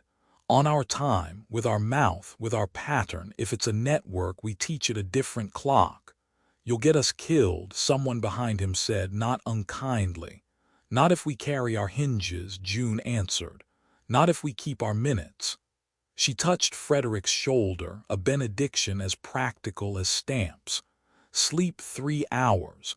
Then we start building a bell the forest can't ignore without learning the tune. He walked to his weekly room above the hardware store by streets that felt like streets again, not corridors. The bed springs complained when he sat. He opened his father's letter one more time and ran his thumb over the line. It will know what I did. It will not know why I did it. He whispered the why into the dark like a password he wanted to teach to his blood. Then he set his alarm for a time carpenter's trust, early, and dreamed of an organ pipe cleaned of oil, a water valve that counted along with a town, and a fence line where heads tilted not to receive orders, but to listen for a song they had decided belonged to them. They started with a dial tone.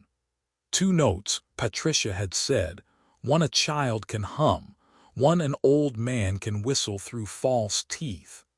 The town tried combinations on porches and in shop back rooms, and by noon the winning pair had elbowed its way into Millbrook's muscle memory. A 5th, low-high, steady as a heartbeat, stubborn as a screen door hinge. They layered it into everything that made the town tick. Emily patched the note pair into the top and bottom of every radio bulletin. The station manager, who had once been fired from a rock bar for excessive competence, grinned and said, "You want a Civic metronome? I can do a Civic metronome." The water plant valves learned to sing. Whitcomb stood with his clipboard at the main intake and timed a micro-oscillation, 1 second pulse, 3-second rest, so pressure gauges across town breathed the interval without tripping alarms. "A burble, not a cough," he said, listening like a man who tuned engines by ear because manuals lie.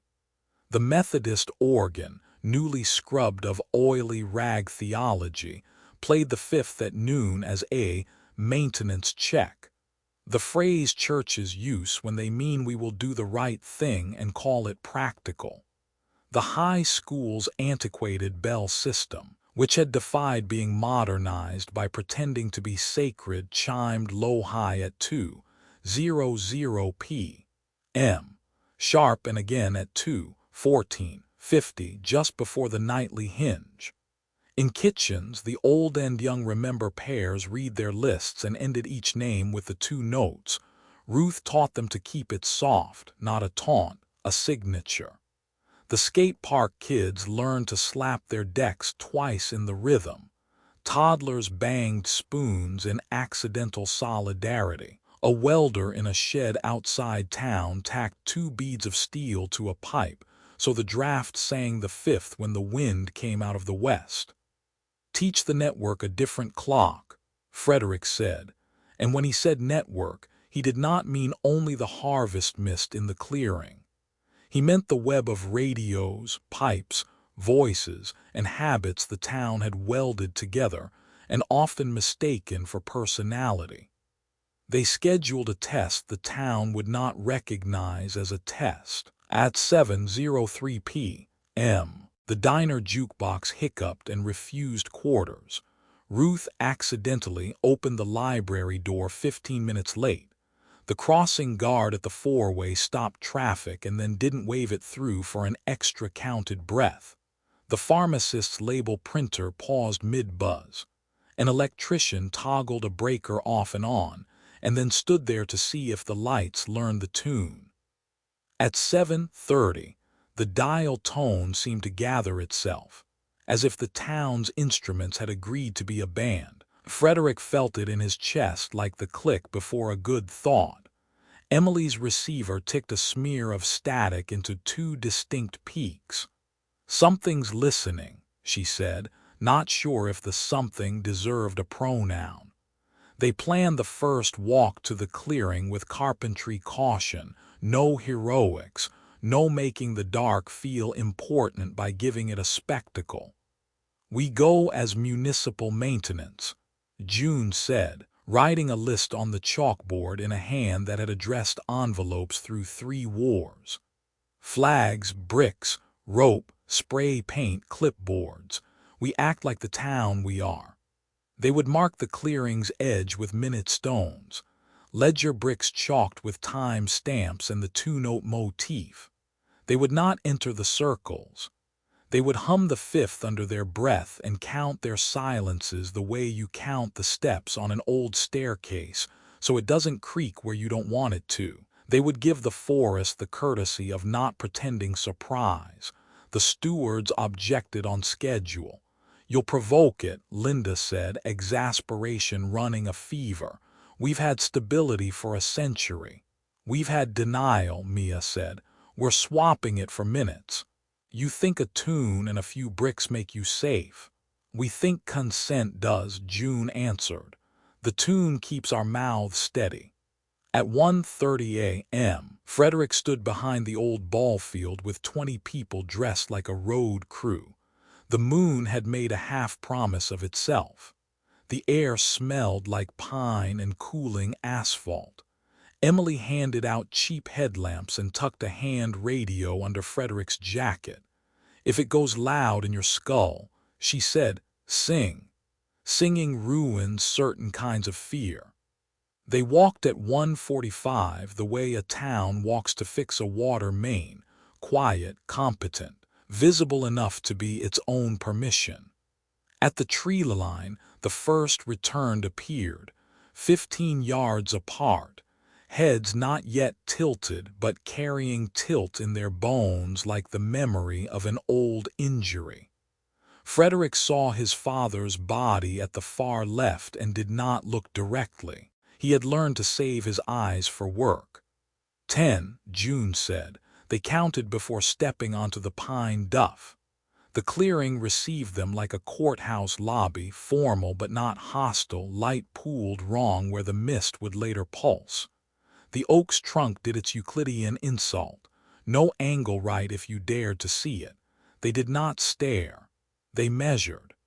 "Minute 1, Ruth said, and set the first ledger brick at the north edge, white chalk reading 0157, the fifth sketched in 2 lines. Glenn placed the second 10 yards east. Kevin chalked the third, tongue between teeth.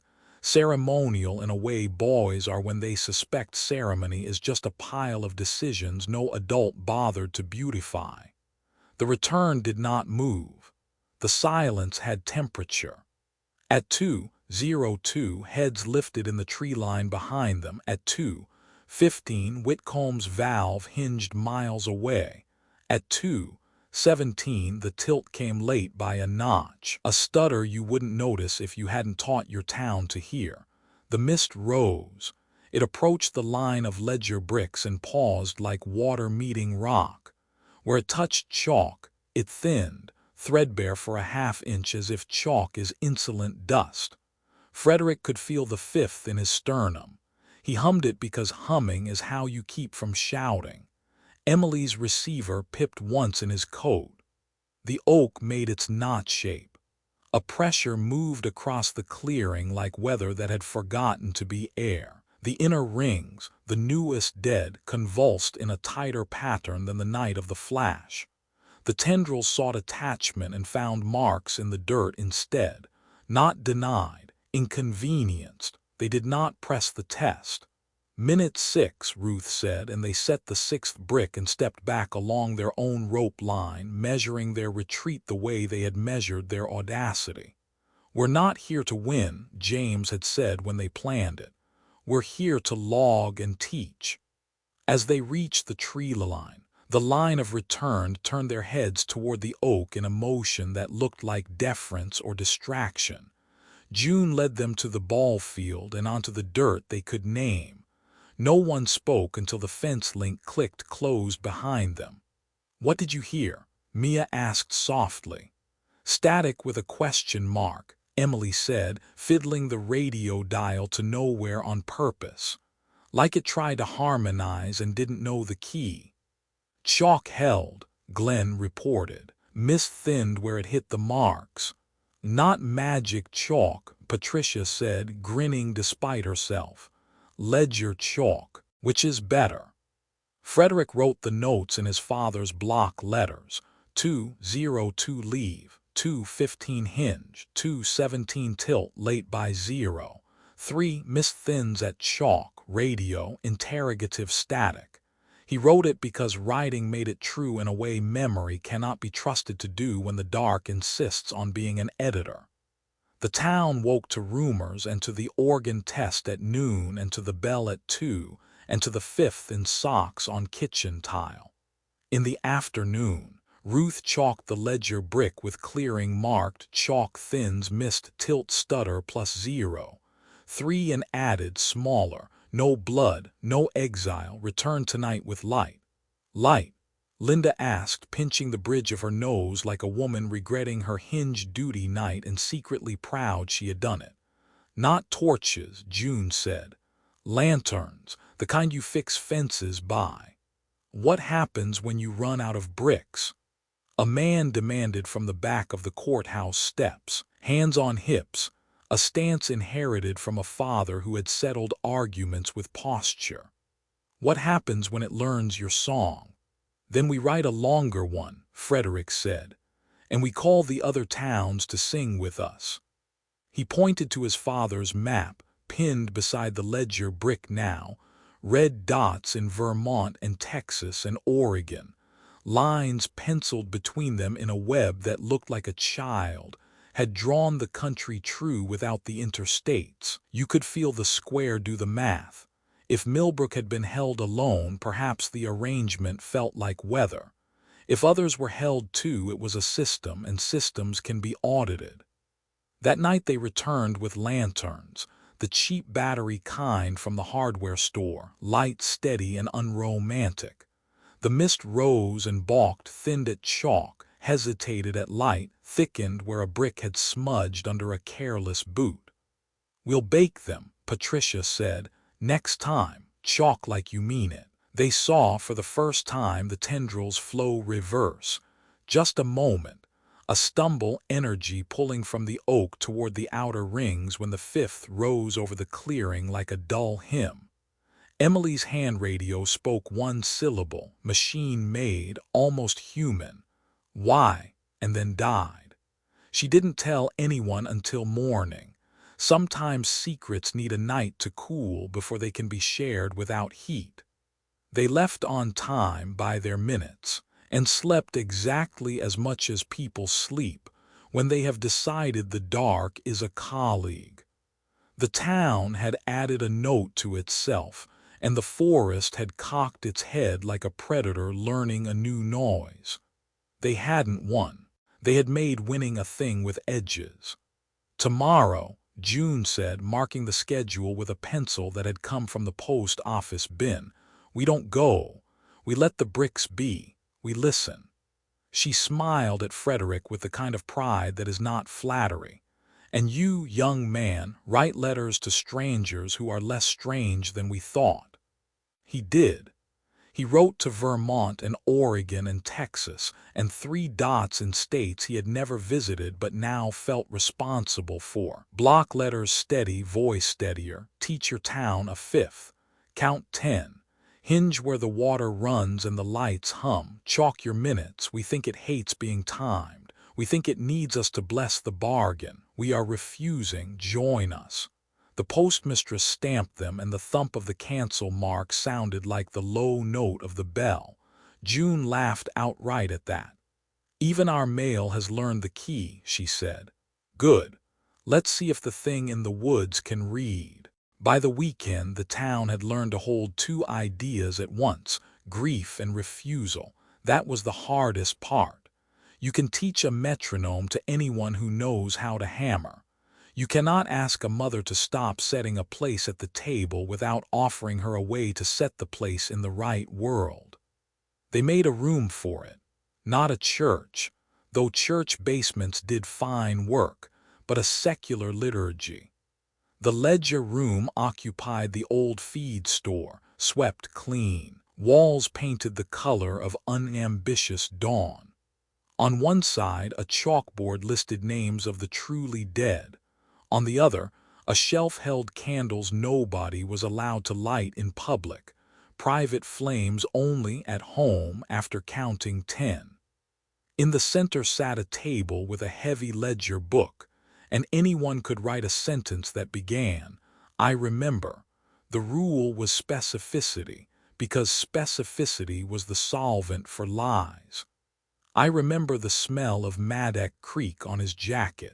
I remember her left-handed scissor grip. I remember the way he mispronounced oregano like a state of the Union. Grief makes us honest, Mia said at the first gathering. We will not let it make us stupid. The entity escalated in the way systems escalate when consent is denied. It tried to counterfeit consent.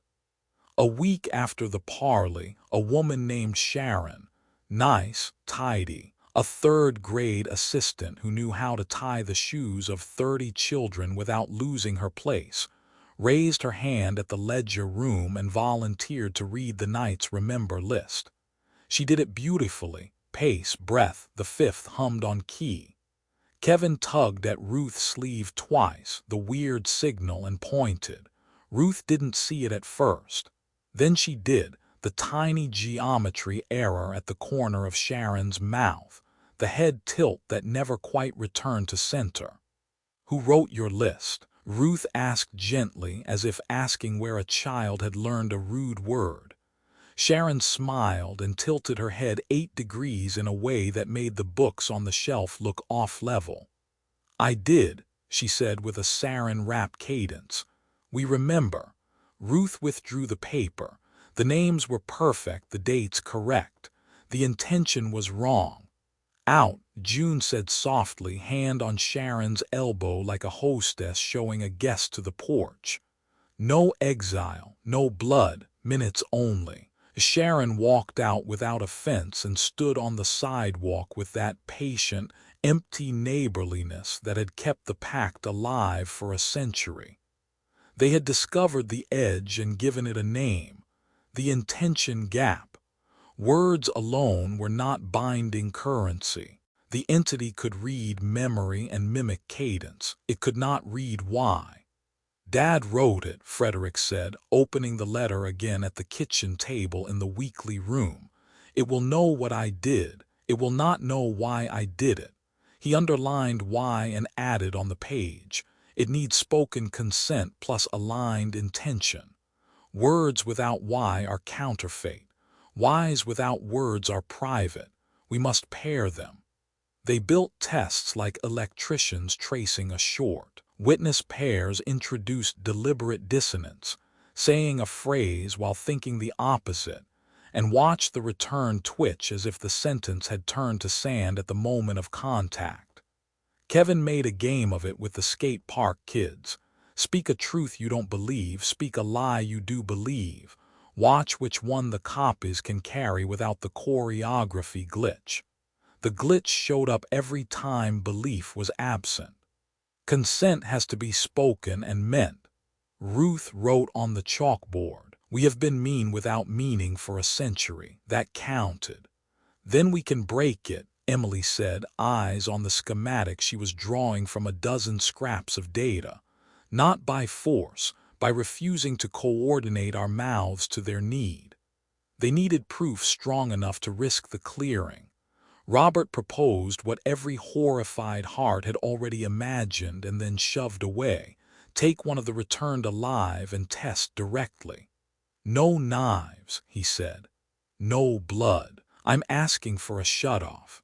A pause, we observe. They baited a trap with minutes, not meat. In the back of the funeral home, Robert's house of honest work, he hung a bare bulb and rigged a motion-triggered camera. On the table below, he set a copy of the ledger and a fountain pen that had belonged to a judge.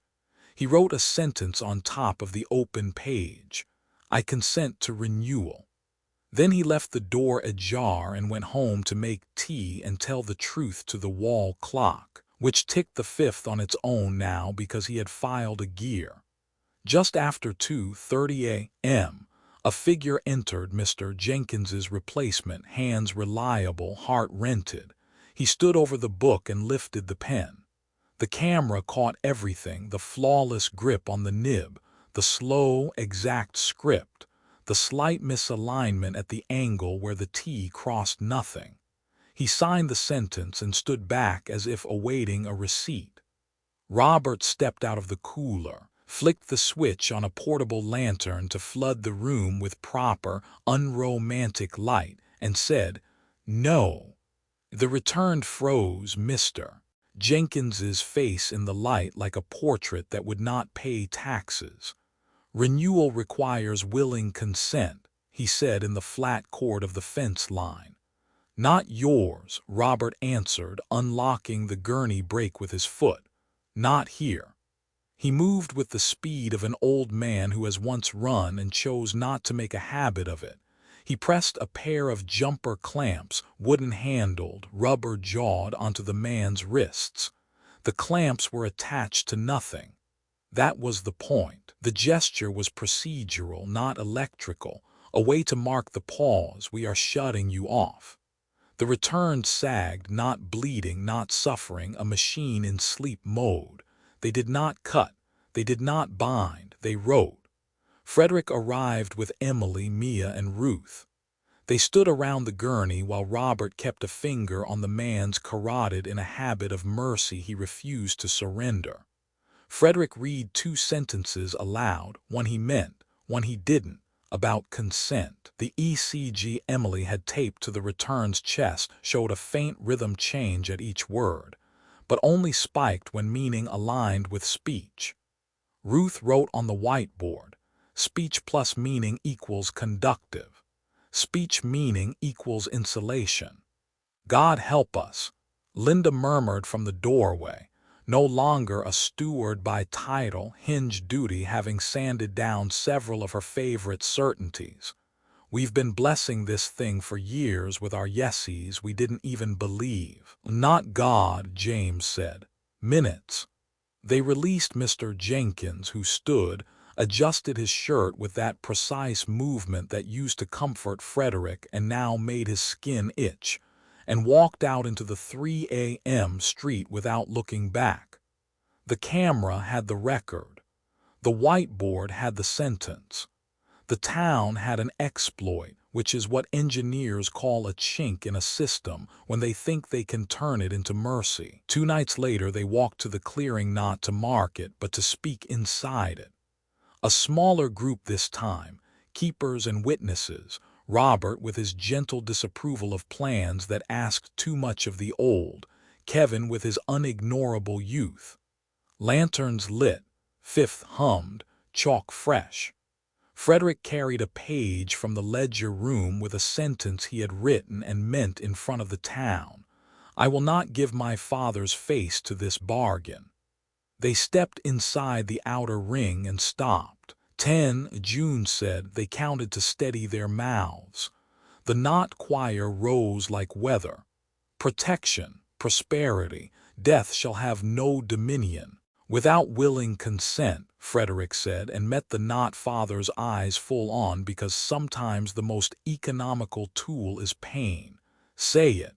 The return tried, mouths shaping a new cadence, the oak's tendrils fluttering like signal trying to bind to new syntax. Consent is, they began. The hinge, Ruth said, helping them with the term they had already given. We know, now hear ours. She lifted her clipboard. We say no and mean it. They spoke together, keepers and witnesses, old and young, their sentences specific and spoken with whys that made their throats ache. The ECG Frederick had taped to his own chest just for spite ran hot. The mist recoiled at the first phrases, and then surged toward the inner ring, trying to harvest from the newest dead more quickly, as if the network needed to top off its reservoir against a refusal. Emily's hand radio coughed and said a word with machine breath. Hungry. It made her nauseous, and she reported it later with the clinical calm of a person who refuses to let horror become poetry. Withdraw, James said, because plans win wars when egos do not. They stepped back, leaving chalk and minutes in their places. The oak's trunk edged wrong for a heartbeat. On the way out, Kevin knelt and pressed a small object into the dirt at the edge of the clearing.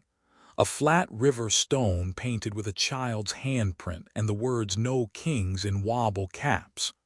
Nobody corrected his spelling. It was perfect.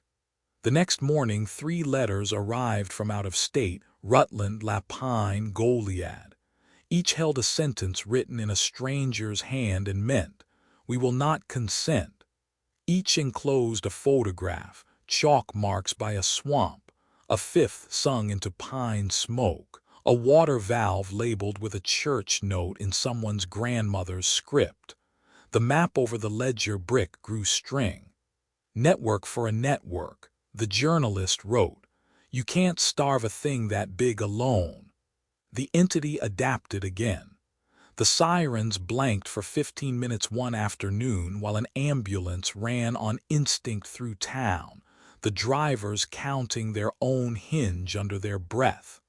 The grocery freezer thawed and refroze, and 2 women wept without knowing whether it was nostalgia or physics. The school clock insisted it was Tuesday for 8 hours. In the ledger room, a grieving father wrote, "I want her back," and meant it, and then, under it, "I will not pay with someone else's child," and meant that too. The book took both sentences, and neither bled. On Sunday, a boy followed a fox to the tree line and almost kept walking. Mia took his hand without scolding and said, 10. He counted and stayed. She wrote his name in the ledger under rescues because victories deserve the same specificity as pain. That night the 5th rose from a dozen radios and pipes and throats. The line at the tree line tilted at 2:17 and stuttered 0.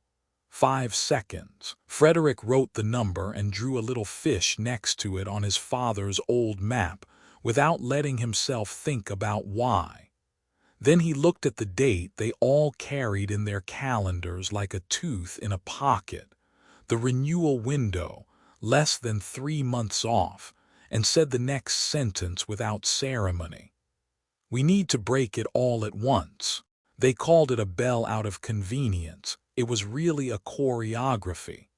Every system in town that could be made to breathe the fifth at once had been tuned to do it.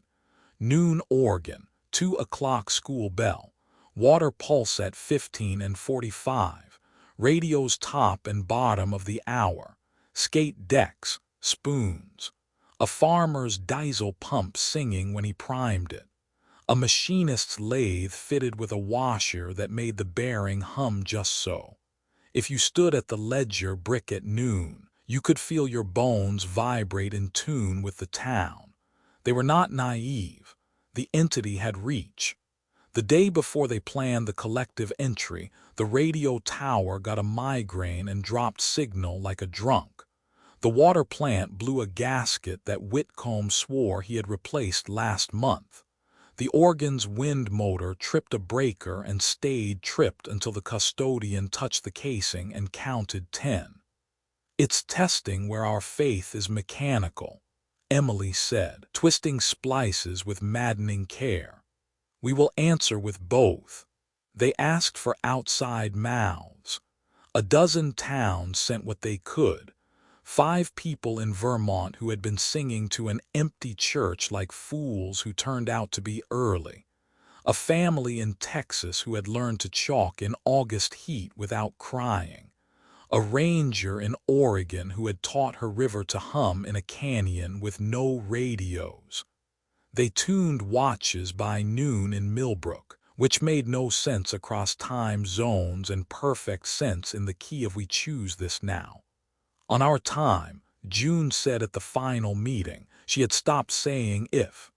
She wrote the schedule on the chalkboard one more time, unromantic as a bus timetable. 01:45 assemble at ball field. 01:55 count 10. 02:02 tree line entry. 02:15 hinges engage across town. 02:17 dial tone begins everywhere. 02:18 speak refusals spoken and meant.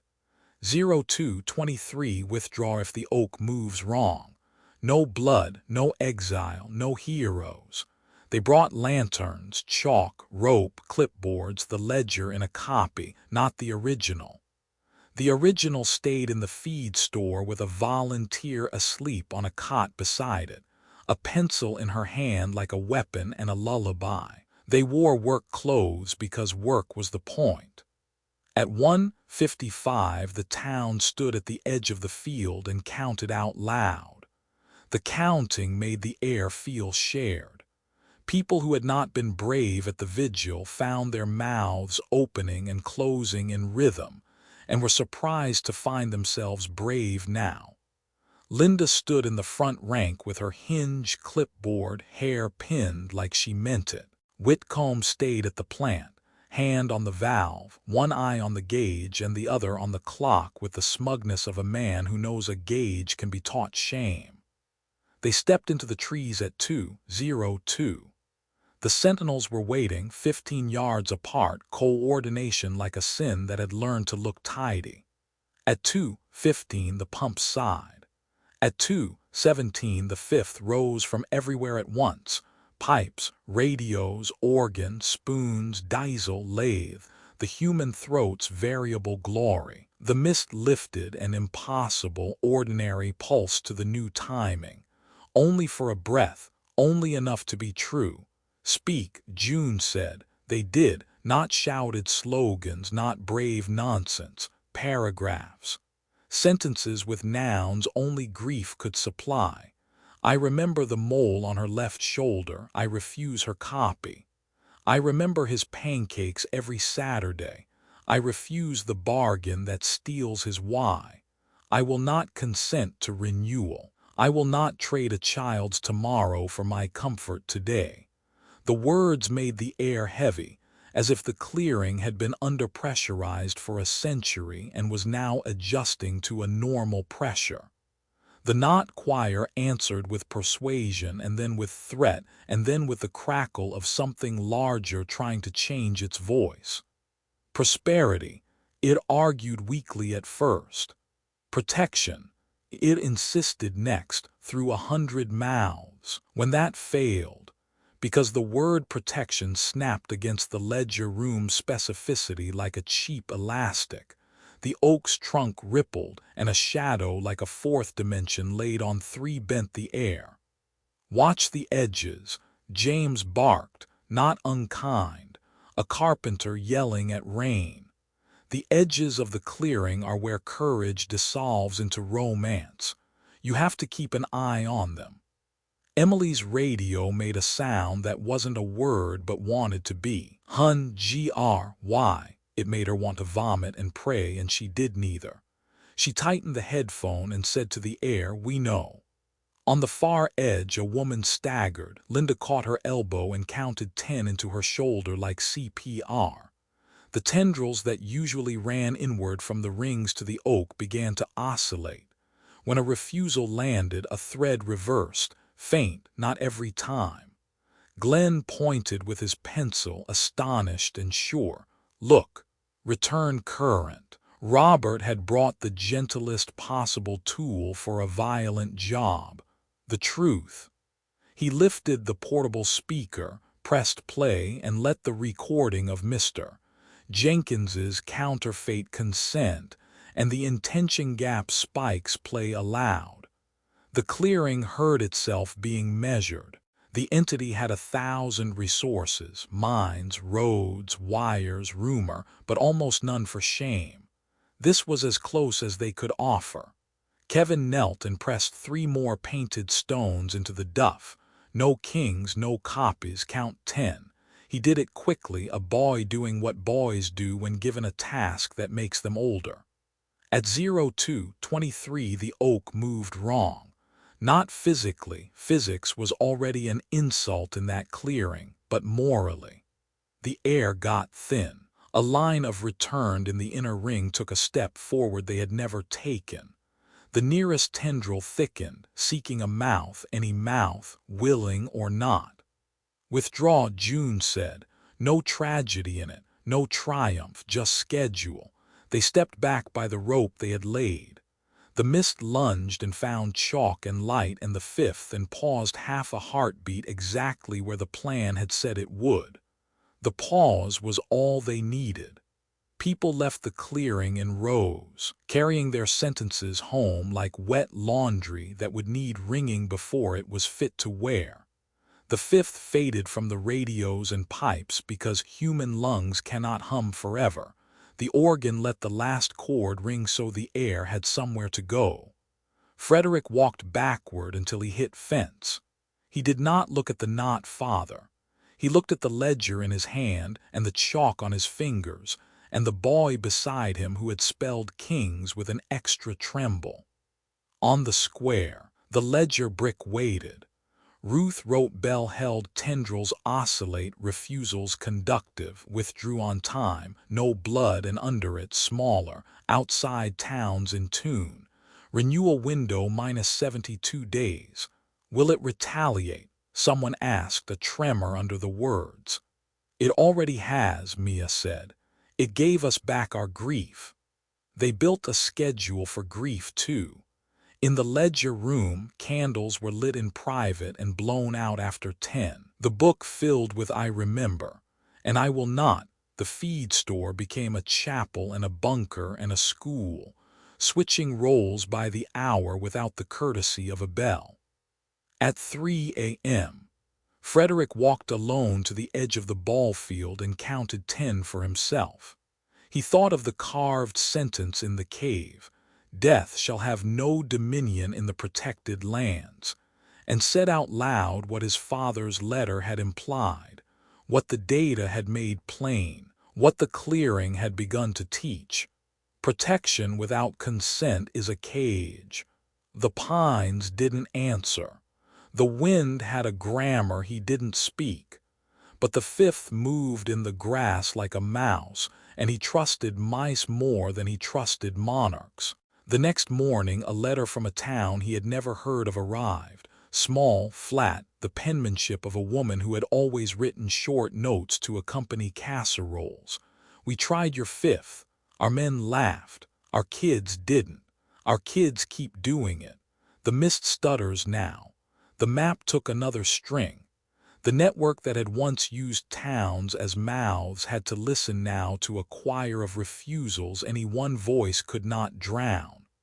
Not victory, June said, opening her pocket calendar and penciling in renewal -71. But we have taken the hinge away and replaced it with our own. The renewal window came on like winter, weeks of lead-up disguised as stubborn weather, then a night you could point to and say here. They did not trust symbolism. They trusted minutes. 4 towns would try to say no together: Millbrook, a river place in Vermont, a Pine Fist community in Oregon, a flat sun-baked county in Texas. More would hum. A few would listen on purpose. They tuned the fifth across clocks that did not admit each other. They printed schedules in 16-point type and taped them to refrigerators. They taught old dogs to wag on the back beat and children to hold a finger to their lips for the 10 count like a magician promising a trick. They wrote everywhere: no blood, no exile, no heroes. The stewards tried once more. A petition appeared, laminated, earnest: restore the founders' right. It gathered signatures like lint until hinge duty caught up with its advocates and sanded off their appetite for quick salvation. Linda, who had once loved the word prosperity the way a woman loves a reliable casserole, stood in front of the post office and tore the petition in half and then into quarters, and then into a confetti she did not throw. "That was my religion," she said to Frederick without apology. "I have a new one." In the ledger room, the book opened to a page with a clean center. "We will not consent" was written in 20 hands in a circle, a wreath for a tree that did not deserve it but had to be marked anyway. In the middle, a small hand had written "No Kings" without wobble. The day before, the entity gave the town a gift that wasn't: a perfect afternoon. The sirens worked. The pharmacy doors slid open and closed politely. The radio carried football and lost dogs and a teenager's announcement about a yard sale where everything was $1 and his mother was too tired to argue. The organ's wind motor quieted entirely for an hour as if exhausted. "Don't believe it," Emily said, half nap, half vigilance, soldering iron hot just in case. "This is how storms smile." At 01:30 on the night, the town gathered at the ball field without speeches. The outside towns sent calls, rotaries ringing like bells on 3-second delays, 2-note tones threaded into dial-up noises, trucker radios crackling with a fifth hummed by people who had never met but who understood schedules better than most saints. The ranger in Oregon keyed her mic twice. The journalist in Texas said, "No Kings," and you could hear a grin. Whitcomb's hand shook on the valve at the plant. He steadied it by counting 10, found the low note of the fifth in the gauge's tremor, and set himself to the work. Ruth kissed the ledger brick with her palm and chalked renewal night: consent required, consent refused, because you write your intention on the world so it can't be edited by grief later. June stood with the keepers, rotated in, rotated out, a pattern no monarch could sit on without getting pinched. At 02:02 they entered the trees. The sentinels were already out of line, too many, too tight, as if the network had decided to mass at the fence the way armies do when they forget supply lines. At 02:15 the hinges engaged across 4 towns.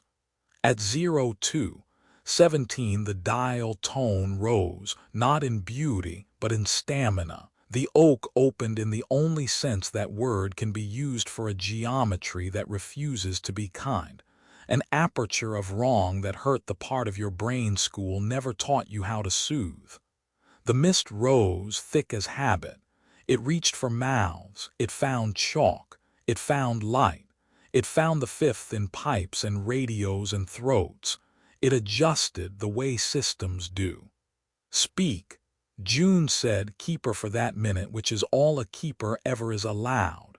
They spoke. Frederick read the sentence he had written in the ledger room, and he meant it harder than he had meant anything he'd ever said, except "I love you" when he had been too young to know how to name the parts of love that break you into someone worth being.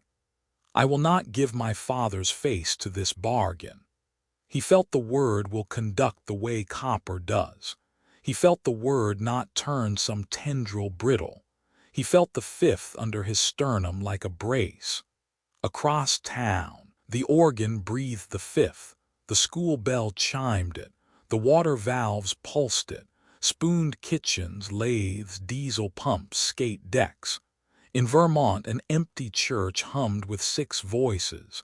In Texas, a windmill sang. In Oregon, a canyon carried the note like a new river. The knot choir tried to find a mouth big enough to make the yes without the why. It failed. It tried to pluck a child from the edge of the crowd the way a hawk will test a fence line. Kevin didn't move. Mia didn't blink. "No kings," she said to the air, and the air's teeth scraped but did not bite. Robert held a hand on the wrist of a returned who had fallen into a pause, because sometimes mercy is measured by whether you keep touching a body you do not trust. And then, and this is the part nobody had written a good sentence for yet, the first returned fell. Not dead, not alive, deactivated, as if the network had dropped a node it could no longer afford the latency for. Mrs. Abernathy's body folded at the knees in a slow, polite surrender. Mr. Jenkins sat as if a chair had appeared under him. The not father swayed and steadied, and Frederick's mouth did not write the sound he made because some sounds are currency you do not spend. The oak shuddered the way a bridge does when a truck exceeds its posted weight and keeps going anyway. The tendrils flickered.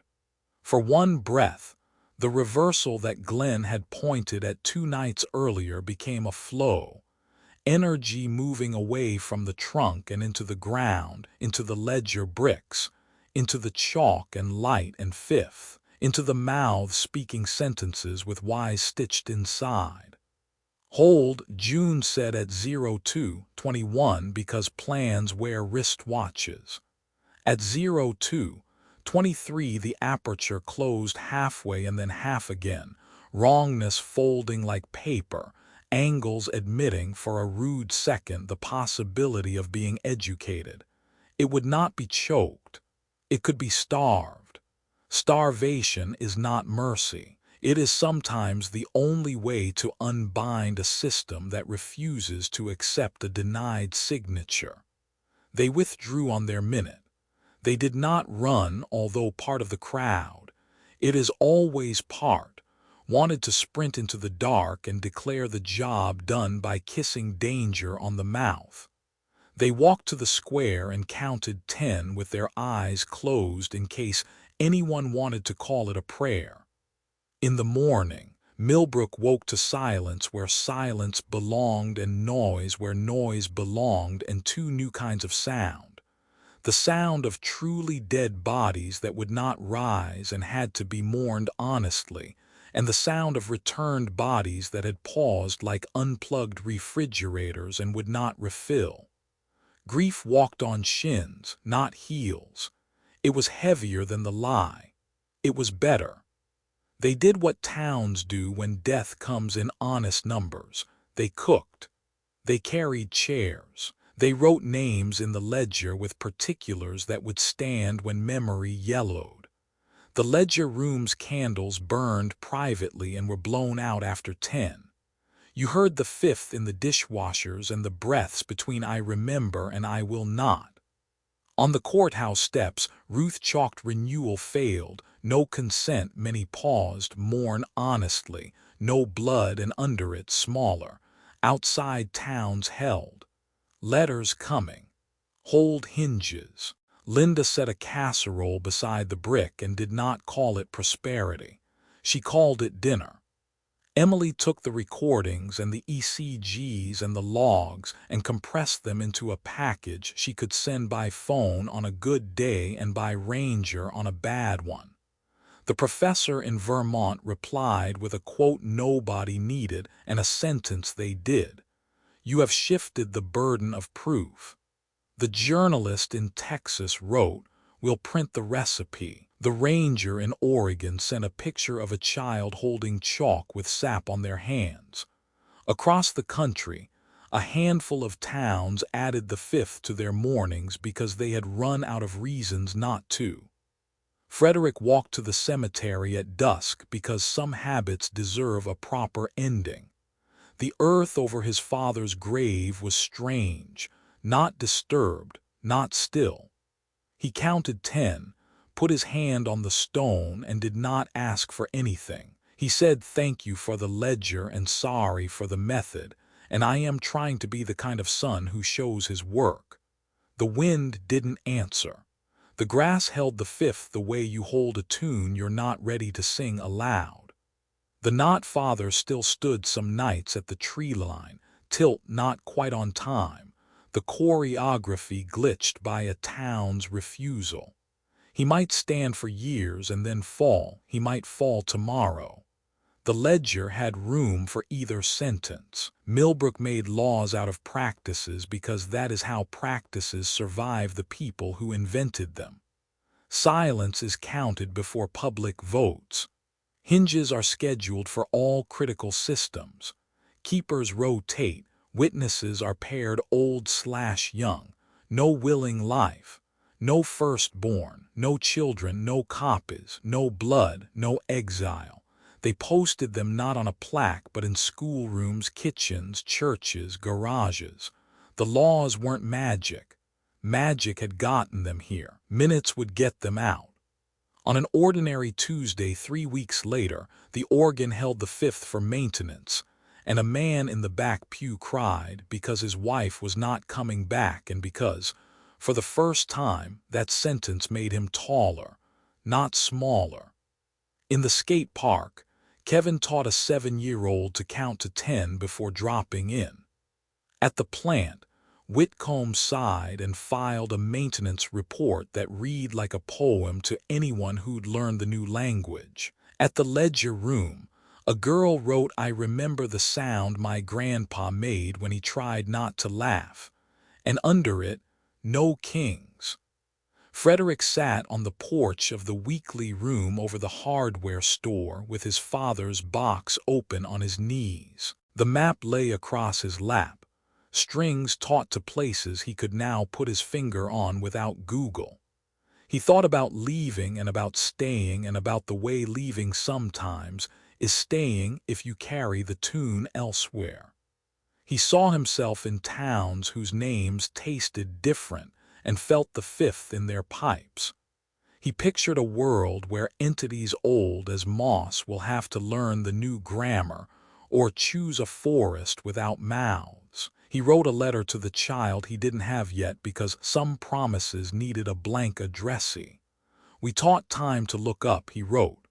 If the dark tries to make you speak without meaning, count 10. If it offers you prosperity in exchange for a child, say no out loud and mean it. If it asks for a king, paint a stone. There will be people beside you. Teach them the 5th. He sealed the letter, labeled it with no address because someday is a shelf that deserves better ink, and set it in the bottom of the box. Then he went to the square, where Ruth was chalking audit complete/keep going, and added a smaller line in a hand that looked like his father's without being a copy, we are our own hinge, and replaced it with our own. They called the weeks after renewal night borrowed weather, because the days behaved like a season the forecast hadn't earned. The sirens ran on time. The water gauges sulked but held. Half the return stood in their porches like unplugged appliances, present, not predatory, while others kept the choreography with a stutter, heads tilting a fraction late as if someone had changed the town's metronome and forgotten to warn the dead. Millbrook legislated. The practices that had kept them alive became ordinances written in language that could sit in a town code book without flinching. Section 1. The count. 10 seconds before any public decision, 10 seconds after. Section 2. The hinge. All critical systems, water, power, radio, traffic, must include human-operated delay windows, schedules posted publicly, changes voted. Section 3. The mouth. Keepers rotate weekly. Witnesses are paired old/young. Minutes are public. Section 4. Consent.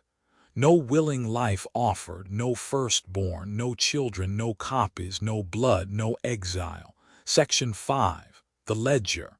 The town will maintain a room where particulars can be recorded in sentences that begin with "I remember," and "I will not." The clerk wrote it cleanly. The printer jammed once and then cooperated, as if bureaucracy itself had learned the fifth. The entity adapted sideways. It took the long way around the front door. Not sirens, not valves, stories. Kids came home from a bookmobile that nobody had ordered with picture books bound in an honest-looking laminate. The forest that sings you back. The king of the trees, prosperity picnic. The drawings were good, the verbs were wrong. The heroes spoke yes without why and were rewarded with copies of their grandfathers that never aged and never argued. The school librarian, who could spot propaganda at 20 paces and bad punctuation at 30, stacked the books in a cardboard box and wrote a sign in marker. Quarantine. Stories that ask your mouth to hurry. The box lived beside the ledger table. Any child could read them if they counted 10 out loud first and wrote what was wrong on an index card afterward. Kids loved it. Picking holes in lies turned out to be curriculum. Dreams turned mean. People woke with sentences in their teeth that didn't belong to them. Say yes. Don't be difficult. Prosperity is your birthright.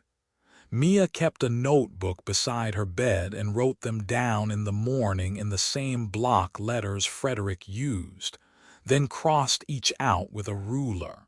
Intention isn't a mood, she said, laughing without joy. Let's not let sleep pretend it is. A utility contractor from out of state arrived with a truck that had too much gloss for Millbrook and a grin that could have been charm if it hadn't looked so rented. "We'll modernize your valves," he said, and Whitcomb put his clipboard between them like a polite barricade. "We run our hinges," Whitcomb answered. "Any modernization that forgets that is sabotage." The contractor smiled wider. Emily photographed his truck's license and sent it into the network with the subject line, "Beware upgrades that can't count." The not-father waited at the tree line some nights, tilt off by half a second like a man who had almost learned to dance. Frederick did not speak to him. He sat at the edge of the ball field and recited the law out loud like a catechism, because words are scaffolding and grief is heavy. Letters arrived from away. Rutland's ledger room had moved into a bowling alley where lanes became tables for particular grief. The Oregon Ranger had taught a canyon to hum. The Texas journalist had put no kings in her paper's style guide. A packet showed up with a university watermark that would once have made Millbrook nervous. Now it made them helpful. "We're studying your phenomenon," the cover letter said. "We request interviews." The town voted. Yes, on record, with conditions.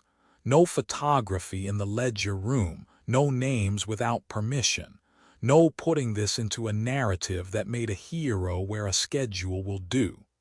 Frederick found the last footnote in his father's box. It had hidden between a tax receipt and a grocery list as if it didn't trust itself not to be discovered early. "Keystone is under the mill," the note said in a smaller hand, the one Shane Fitzgerald used for numbers. "Not the oak. The oak is a mouth. The mill sits on the root. In pencil below, made our money there. That's not an accident." The mill had closed twice and reopened once, then closed for good the week before Frederick left for college. It sat by the river like a sermon on prosperity with a missing last page. The concrete pillars were clean in a way that said chemicals had organized their lives here. The lower level had flooded until the silt moved in. The timbers still smelled like resin and ambition. They took the note like a warrant. "No heroics," June said. She no longer had to say no blood. It was in the bones of the work. They went by day, because the network preferred midnight, and anything that prefers a time can be fooled. Robert brought a mason's hammer he had inherited from the same uncle who taught him grief. Emily brought the radio and a handheld spectrum analyzer. Nobody could have spelled 10 months ago, and everybody could now. Ruth brought chalk. Kevin brought rope and 3 painted stones, because superstition is sometimes just a practice you haven't notarized yet. The lower level of the mill felt truthful. Bad things and useful things had both happened here without metaphor. The river pushed under the foundation like a chest under a blanket. In the corner, under a spill of collapsed conduit, the analyzer found a noise that didn't belong on that frequency. The dial tone, but subterranean, not in air or wire. "Root," Emily said, and the word tasted geological. They scraped silt. Under it, not wood, not stone. Something smooth as fired clay and warm to the touch, like a machine that had been on too long. A conduit, not organic, not mechanical. A story that had taken matter seriously. Robert tapped it with the mason's hammer and felt, through the handle, the hum of a power that didn't understand gentleness. "Don't break it," Mia said. "Starve it." She had started ending most of her sentences with verbs you could vote on. It kept the room honest. They built a ring instead, a human hinge around the thing at a time it didn't expect. Noon. The organ above town held the 5th, the school bell counted, the plant burbled.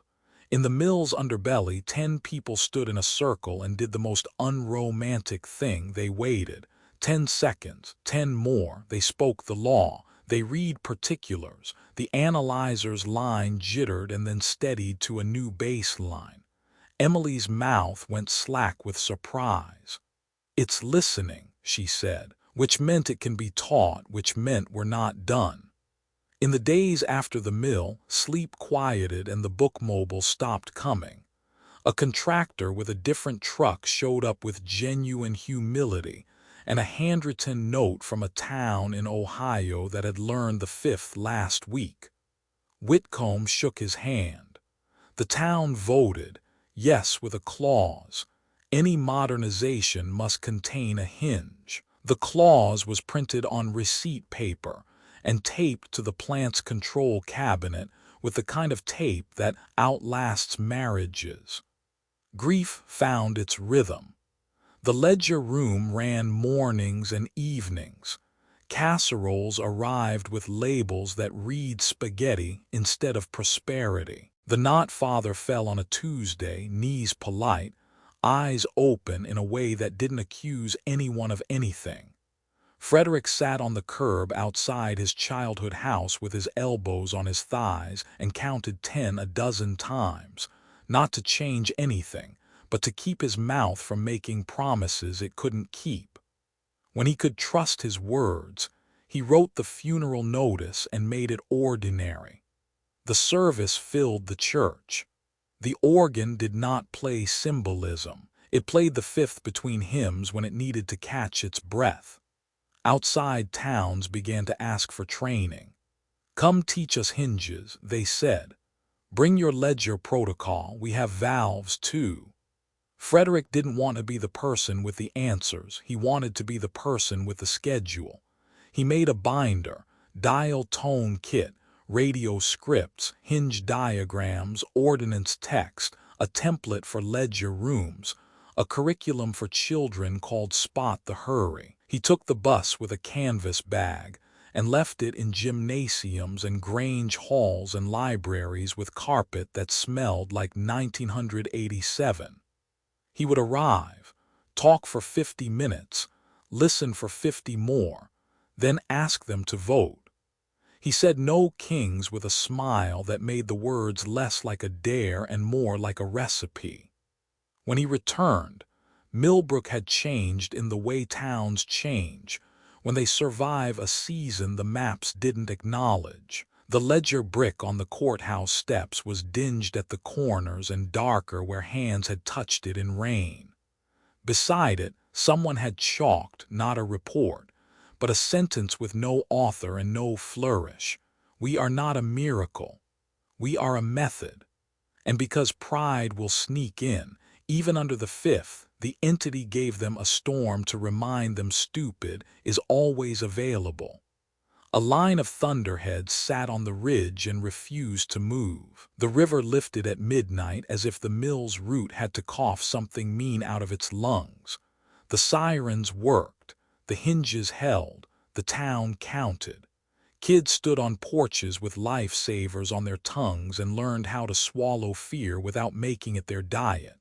In the mill's belly, the analyzer hummed at the new baseline. Emily slept 2 hours and soldered standing up. Whitcomb swore at a gasket with tenderness. Ruth handwrote notices when the copier forgot the fifth. At dawn, the storm left the way storms do when you refuse to call them omens. The ledger room filled. I remember the sound the rain made on the metal awning. I will not call that sound a blessing or a curse. I will call it weather and vote anyway. Frederick looked at the map, string to Rutland, Lapine, Goliad, 3 Ohio dots, 2 in Kansas, and put a pin in a town he couldn't pronounce yet because a ranger had sent a message that read, "We have a route under the sawmill." He packed the dial tone kit and kissed the ledger brick with his palm and told the town clerk to make more copies of the ordinance in case the copier remembered the fifth and got cocky. On the bus he wrote to his father one more time without expecting a reply. "The weather isn't ours," he wrote, "but the minutes are." He watched the pines recede and didn't count that as leaving. If a tune holds, distance is a measurement you don't have to be afraid of. The ranger's town called itself Thistle Ridge and insisted you had to spit when you said it or people would think you were fancy. The sawmill sat beside a river braided like a plated loaf. The office still smelled like paper checks and coffee from a brand that had never been sued for taste. Under the first floor, where SAP and payroll had once met, the floor rang when you thumped it, a hollow that remembered. They had learned from Millbrook's mill, go by day, bring chalk and rope and a mason's hammer, bring kids to keep the sentences honest and elders to keep the kids from outrunning courage. They circled the suspected conduit and counted. The fifth ran through the river like luck. The analyzer let them see what any stubborn person can feel, the hum of a system that prefers its own story. They did not break it. They set the ring, 10 people, 2 notes, particular sentences. I remember the splinter that went in my thumb in '79. I remember the paycheck that kept the mobile home from forgetting us. I will not trade my son's possible tomorrow for a ghost that doesn't know my nickname. The bass line bucked and then took a lower pitch like a machine throttling down to keep from burning out. Emily nodded. "It's the same network," she said into her mic, which went nowhere but made her tone professional on purpose. "Different mouth, same hunger." At noon, 4 laundromats in 4 states clanged the fifth by accident because somebody left a wrench in a drum and the belt wore a groove. A man in a grain elevator sang a harmony without noticing. A teenager in a basement tuned his guitar to the town. The network heard the vote and had to carry it. Systems love efficiency. Consent is inefficient on purpose. Frederick taught the ordnance class in the Thistle Ridge Grange Hall with a whiteboard, a town map, and the kind of jokes that make a room agree to something it should already believe. He explained hinges and the intention gap and how to write a law that would survive a school board election. An old woman raised a hand and asked, "What happens if all this is nothing but a story that works until it doesn't?" He smiled like a man who believed in the humility of working methods. "Then we'll write a new chapter," he said, "but we'll vote on the punctuation." He almost missed the message from Millbrook because his phone had learned to be shy with good news. Pause, right arrow, fall. 2 words from Ruth. He sat in the Grange Hall's kitchen under a clock that had forgotten June and let his throat do that thing throats do when you love a place enough to imagine it without you. He called back. The not father had fallen. It happened at 2:17 on a Tuesday because grief appreciates satire. He was standing at the tree line with his tilt 2 beats off, and then his knees bent in a way that never felt entirely human. He lay gently, like a man putting down an armload he didn't own. The neighbors who had practiced treating an enemy like a broken appliance came with blankets and a sentence, "Thank you for stopping." They took him to the funeral home and laid him out like a person without pretending he was one. Robert, who had learned on renewal night how to keep mercy in his wrists, closed the eyes and didn't lie to the room. "This is a body we know," he said. "This is not a person we can have." Frederick rode home in a bus seat that no poet would bother to describe. He spent the miles riding the funeral and crossing out the speeches. He arrived to chairs set up in the church and a ledger on the welcome table, open to a page with his father's name written 3 times by 3 different hands to make the page feel less lonely. He stood up to speak and said a short sentence for a man who had refused kings. "He taught me to show my work," he said. "The organ found the fifth and held it, then let it go. The burial made him taller and smaller. The town cooked. That night the clearing did not sing and the tree line did not tilt. He lay on his childhood bed and listened to the pipes hum the 2 notes through walls he'd gouged with a skateboard as a boy and thought about the root under the mill and the roots under a dozen mills in a dozen towns and wondered how many mouths a country could close before a thing retreated to a forest where mouths were animal and honest. The network needed more than methods. It needed institutions. Millbrook convened a minute's court, not a judge, not a sheriff, a clerk, a calendar, a ledger. When conflict arose between a church and a radio station about noon, between a water plant and an irrigation cooperative about hinge windows, between grief and money, they brought it to the minutes, counted, and wrote outcomes in sentences that could be read by people who had not learned the town's accent. Decisions had to include a why. The entity could read the words. It still couldn't carry the why. That kept the court from becoming a king. Outside, the entity tried a new attack, counterfeit audits. Anonymous flyers with fonts that looked like government-printed charts showing water waste and radio inefficiency and the cost of all this counting. The numbers didn't add up. Frederick laughed and then taught a class in the library on how to read a graph that wants your mouth. The room filled. The graph left the next week with red X marks written by hand on its bars, polite arithmetic vandalism. Emily, who had become the kind of person other towns called when their gadgets needed conscience, found a pattern in the spectrum. The network's attempts to synchronize across distance left a scar at the top of the hour. She charted it across 3 time zones and a dozen towns, and drew a diagram on the chalkboard that looked like a spider had learned calculus. "We can time our refusals to hit the junction," she said. "It'll taste like static." They planned a coordinated audit, not a spectacle. A meeting at 0157 in a dozen towns under mills and oaks and cell towers and the innocently ugly buildings where bureaucracies keep their wires. At 0215, hinges engaged. At 0217, the fifth rose. At 0218, every keeper in every town read a refusal sentence designed to conduct. At 0220, every witness wrote Y in block letters. Emily's graph bounced. In Lapine, the ranger reported an oak that didn't open. In Goliad, the windmill played along. In Rutland, a church that had been empty for a quarter-century filled with whispers and then, finally, words. They didn't win. They took ground. Systems don't topple, they get reconfigured by people with clipboards and nerve.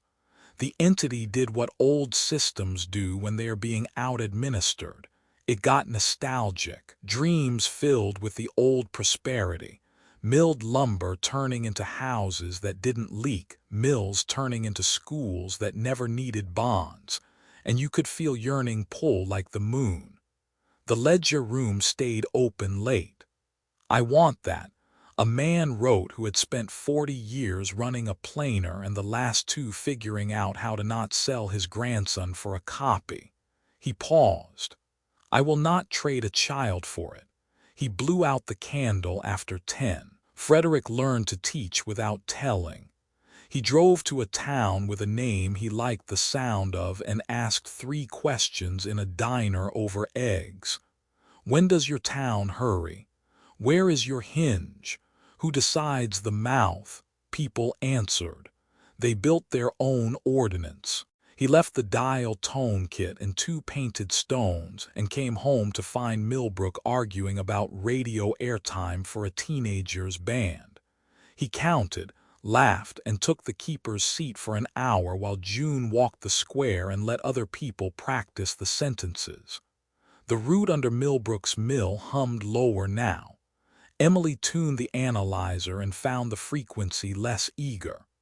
"It's losing its center," she said. Robert nodded.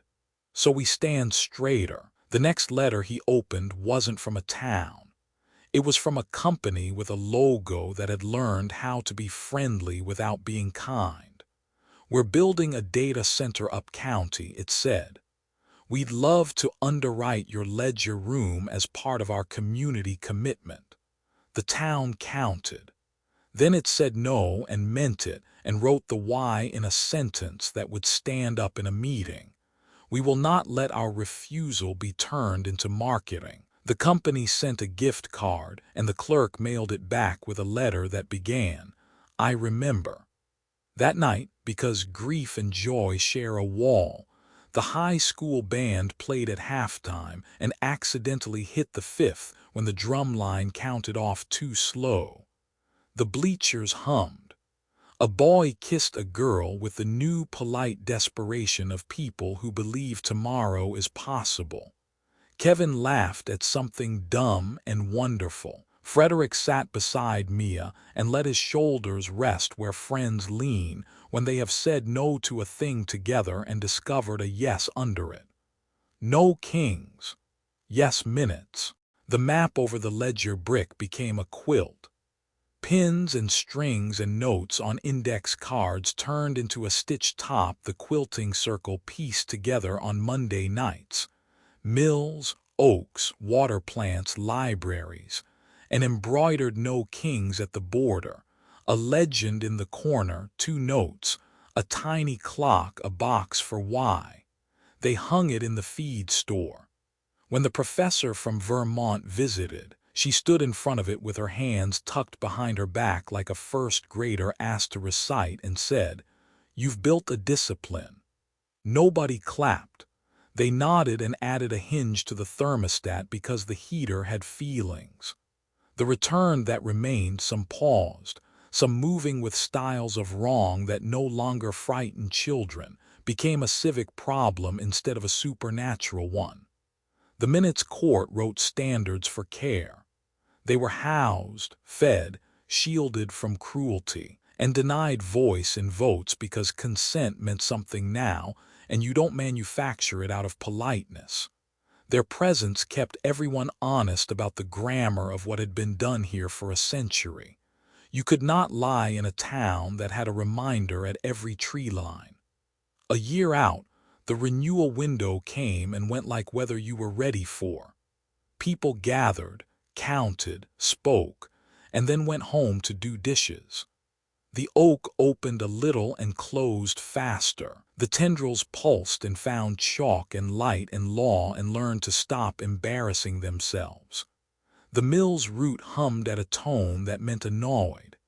The analyzer recorded the frustration and filed it in a folder named boredom, because boredom, when you're fighting a system, can be a sacrament. Frederick took a job that wasn't a job.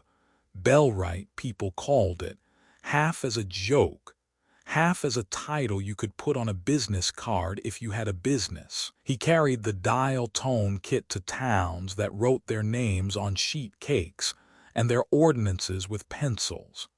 He learned to ask the 3 questions in parking lots, and in living rooms with crocheted tissues boxes, and in city council chambers with flags and egos.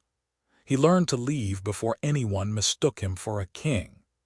Sometimes he came home to Millbrook to take the keeper's chair for a week, and to sit on his porch, and listen to the 5th move in his gutters. He stood at his father's grave and reported in, "No kings.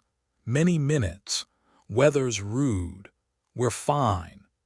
Mia taught a class called Civics for hauntings at the community college, 40 students and 5 retired people auditing out of stubbornness.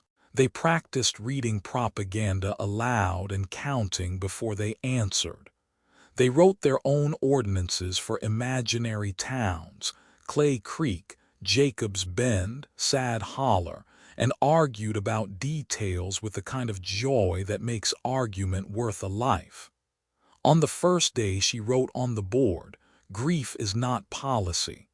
On the last day she added, "But it is data. Use it." Emily became a frequency person that other frequency people had to respect, even when they didn't like the church smell on her methods. She published a paper she refused to call a paper because papers get kings. She called it a field note and it spread. Synchronized refusal as a nonlinear perturbation in distributed harvest networks. It read like a person who had soldered at 3 a.m. and had found her why only after she'd washed her hands. Engineers from companies that liked to pretend they were forests emailed her questions. She told them to build hinges and count. June retired from the post office because a knee does eventually refuse kings of its own, and sat under an umbrella on the ledger room porch writing thank you notes to strangers who had sent their town a word they needed. She did not believe in miracles. She put stamps on envelopes with the satisfaction of a woman who had learned to cheat fate by being punctual. Whitcomb taught a teenager to listen to the water pump's feeling, and then took a vacation for the first time in 11 years, where he visited a dam and ate a sandwich while listening to it hum. Linda became a deacon in the church she had once wanted to run with casseroles. She still brought casseroles. She brought them to the ledger room now with labels that read tuna bake and macaroni, and once, shyly, prosperity, which made Ruth laugh and cry at the same time. Linda served hinge duty once a month and grumbled and took secret pride in how steady her hand had become. She taught kids to count 10 at the lemonade stand and to look the grown-ups they were selling to in the eye and ask why if someone wanted a discount because they were in a hurry. The ledger brick wore down the way bricks do when a town touches them. It had to be replaced. They did it without ceremony. The old one went inside on a shelf with the ledger volumes. A child kissed it first and nobody corrected the theology. The new brick went on the courthouse steps and grew its first chalk within the hour. Hail storm. Nothing supernatural / 2 windows broken / misses. Paxton needs tarps. People brought tarps. The fifth in the pipes sounded like relief. News crews came sometimes with careful makeup and questions about miracles. The clerk handed them a copy of the ordinance and the dial tone kit and told them they could film the outside of the ledger room and the faces of people who had volunteered to be filmed and none of the particulars. "We're not a story," she said. "We're a schedule." A senator came once, smelling like the word speech. The town listened politely for 10 minutes and then asked him the 3 questions at the Q&A. He answered 2 well and 1 like a man who had never had to count before opening his mouth. They sent him home with a painted stone that read "No Kings" and a notebook with tabs labeled "Count," "Hinge," "Remember," "Why." He sent a staffer a month later to ask how to write a federal grant for ledger rooms. The town wrote a template that started with a sentence nobody had ever seen in a grant application before. Applicants will demonstrate how the funded practice prevents kings. Kids grew up in it. They learned the fifth before the alphabet sometimes, which made for funny parent-teacher conferences. They played a game called Freeze and Why, where one kid asked a question too fast and the other had to freeze and make a face until someone shouted why. They drew the oak in crayon as a square because Euclid is where children live until someone teaches them wrongness. They chalked "No Kings" on everything that would hold chalk and got in trouble and counted before they apologized. The entity did not die. It retreated. It found forests with no minutes and a hunger that did not mind paying with tomorrow. But it learned shame where people held ledger rooms and sang the fifth and wrote laws with whys. It learned that a network of mouths is less useful when the mouths are stubborn about meaning. It learned that starving is not the same as killing, and that retreat is not the same as defeat. It learned that humans are boring when organized, and boring is deadly to systems that thrive on spectacle. Frederick never got used to how ordinary his life felt after. He liked ordinary. He liked rinsing coffee cups and counting before saying yes to favors. Liked teaching the 3 questions in towns that smelled like rain and loss. Liked coming home to a square where chalk told the truth in short sentences. He never remarried his grief. He kept it like a pocket knife he used when stubbornness made a rope into a knot, and then he got to show a kid how to undo it without cutting. On a Tuesday 3 years after renewal night, a delegation from a town that had not yet decided to be a town came to Millbrook. They had mills and oaks and a corporate data center and a school bond that always failed. They sat on the ledger room porch with lemonade and suspicion. Frederick asked the questions and then shut up. They argued, they laughed, they counted, they voted to try. He left them the kit and 2 stones and a receipt for hinges and a note that read, "Call us when you need to be bored." He meant it as a blessing.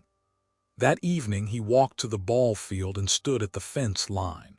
The pines were pines. The air had room for breath. He counted 10, not to call anything, just to thank the seconds for behaving. He touched the fence post the way you touch a shoulder when you leave a room, and said to nobody and to his father and to every person who had learned to hold a sentence steady, "We are our own hinge." The town answered in its way. The organ at maintenance, the water burble, the radio's low-high, a spoon against a pot, a skateboard slap, a laugh from a porch, a baby saying why as their first useful word. The fifth moved through it all, ordinary and bright, the sound of a method that had become a world someone could live in without selling anyone's tomorrow for a tidy yesterday. And that was the miracle, if there had to be one. Not that the dead had been sent back or the woods had been tamed, but that a small town had learned to teach time to look up and ask why.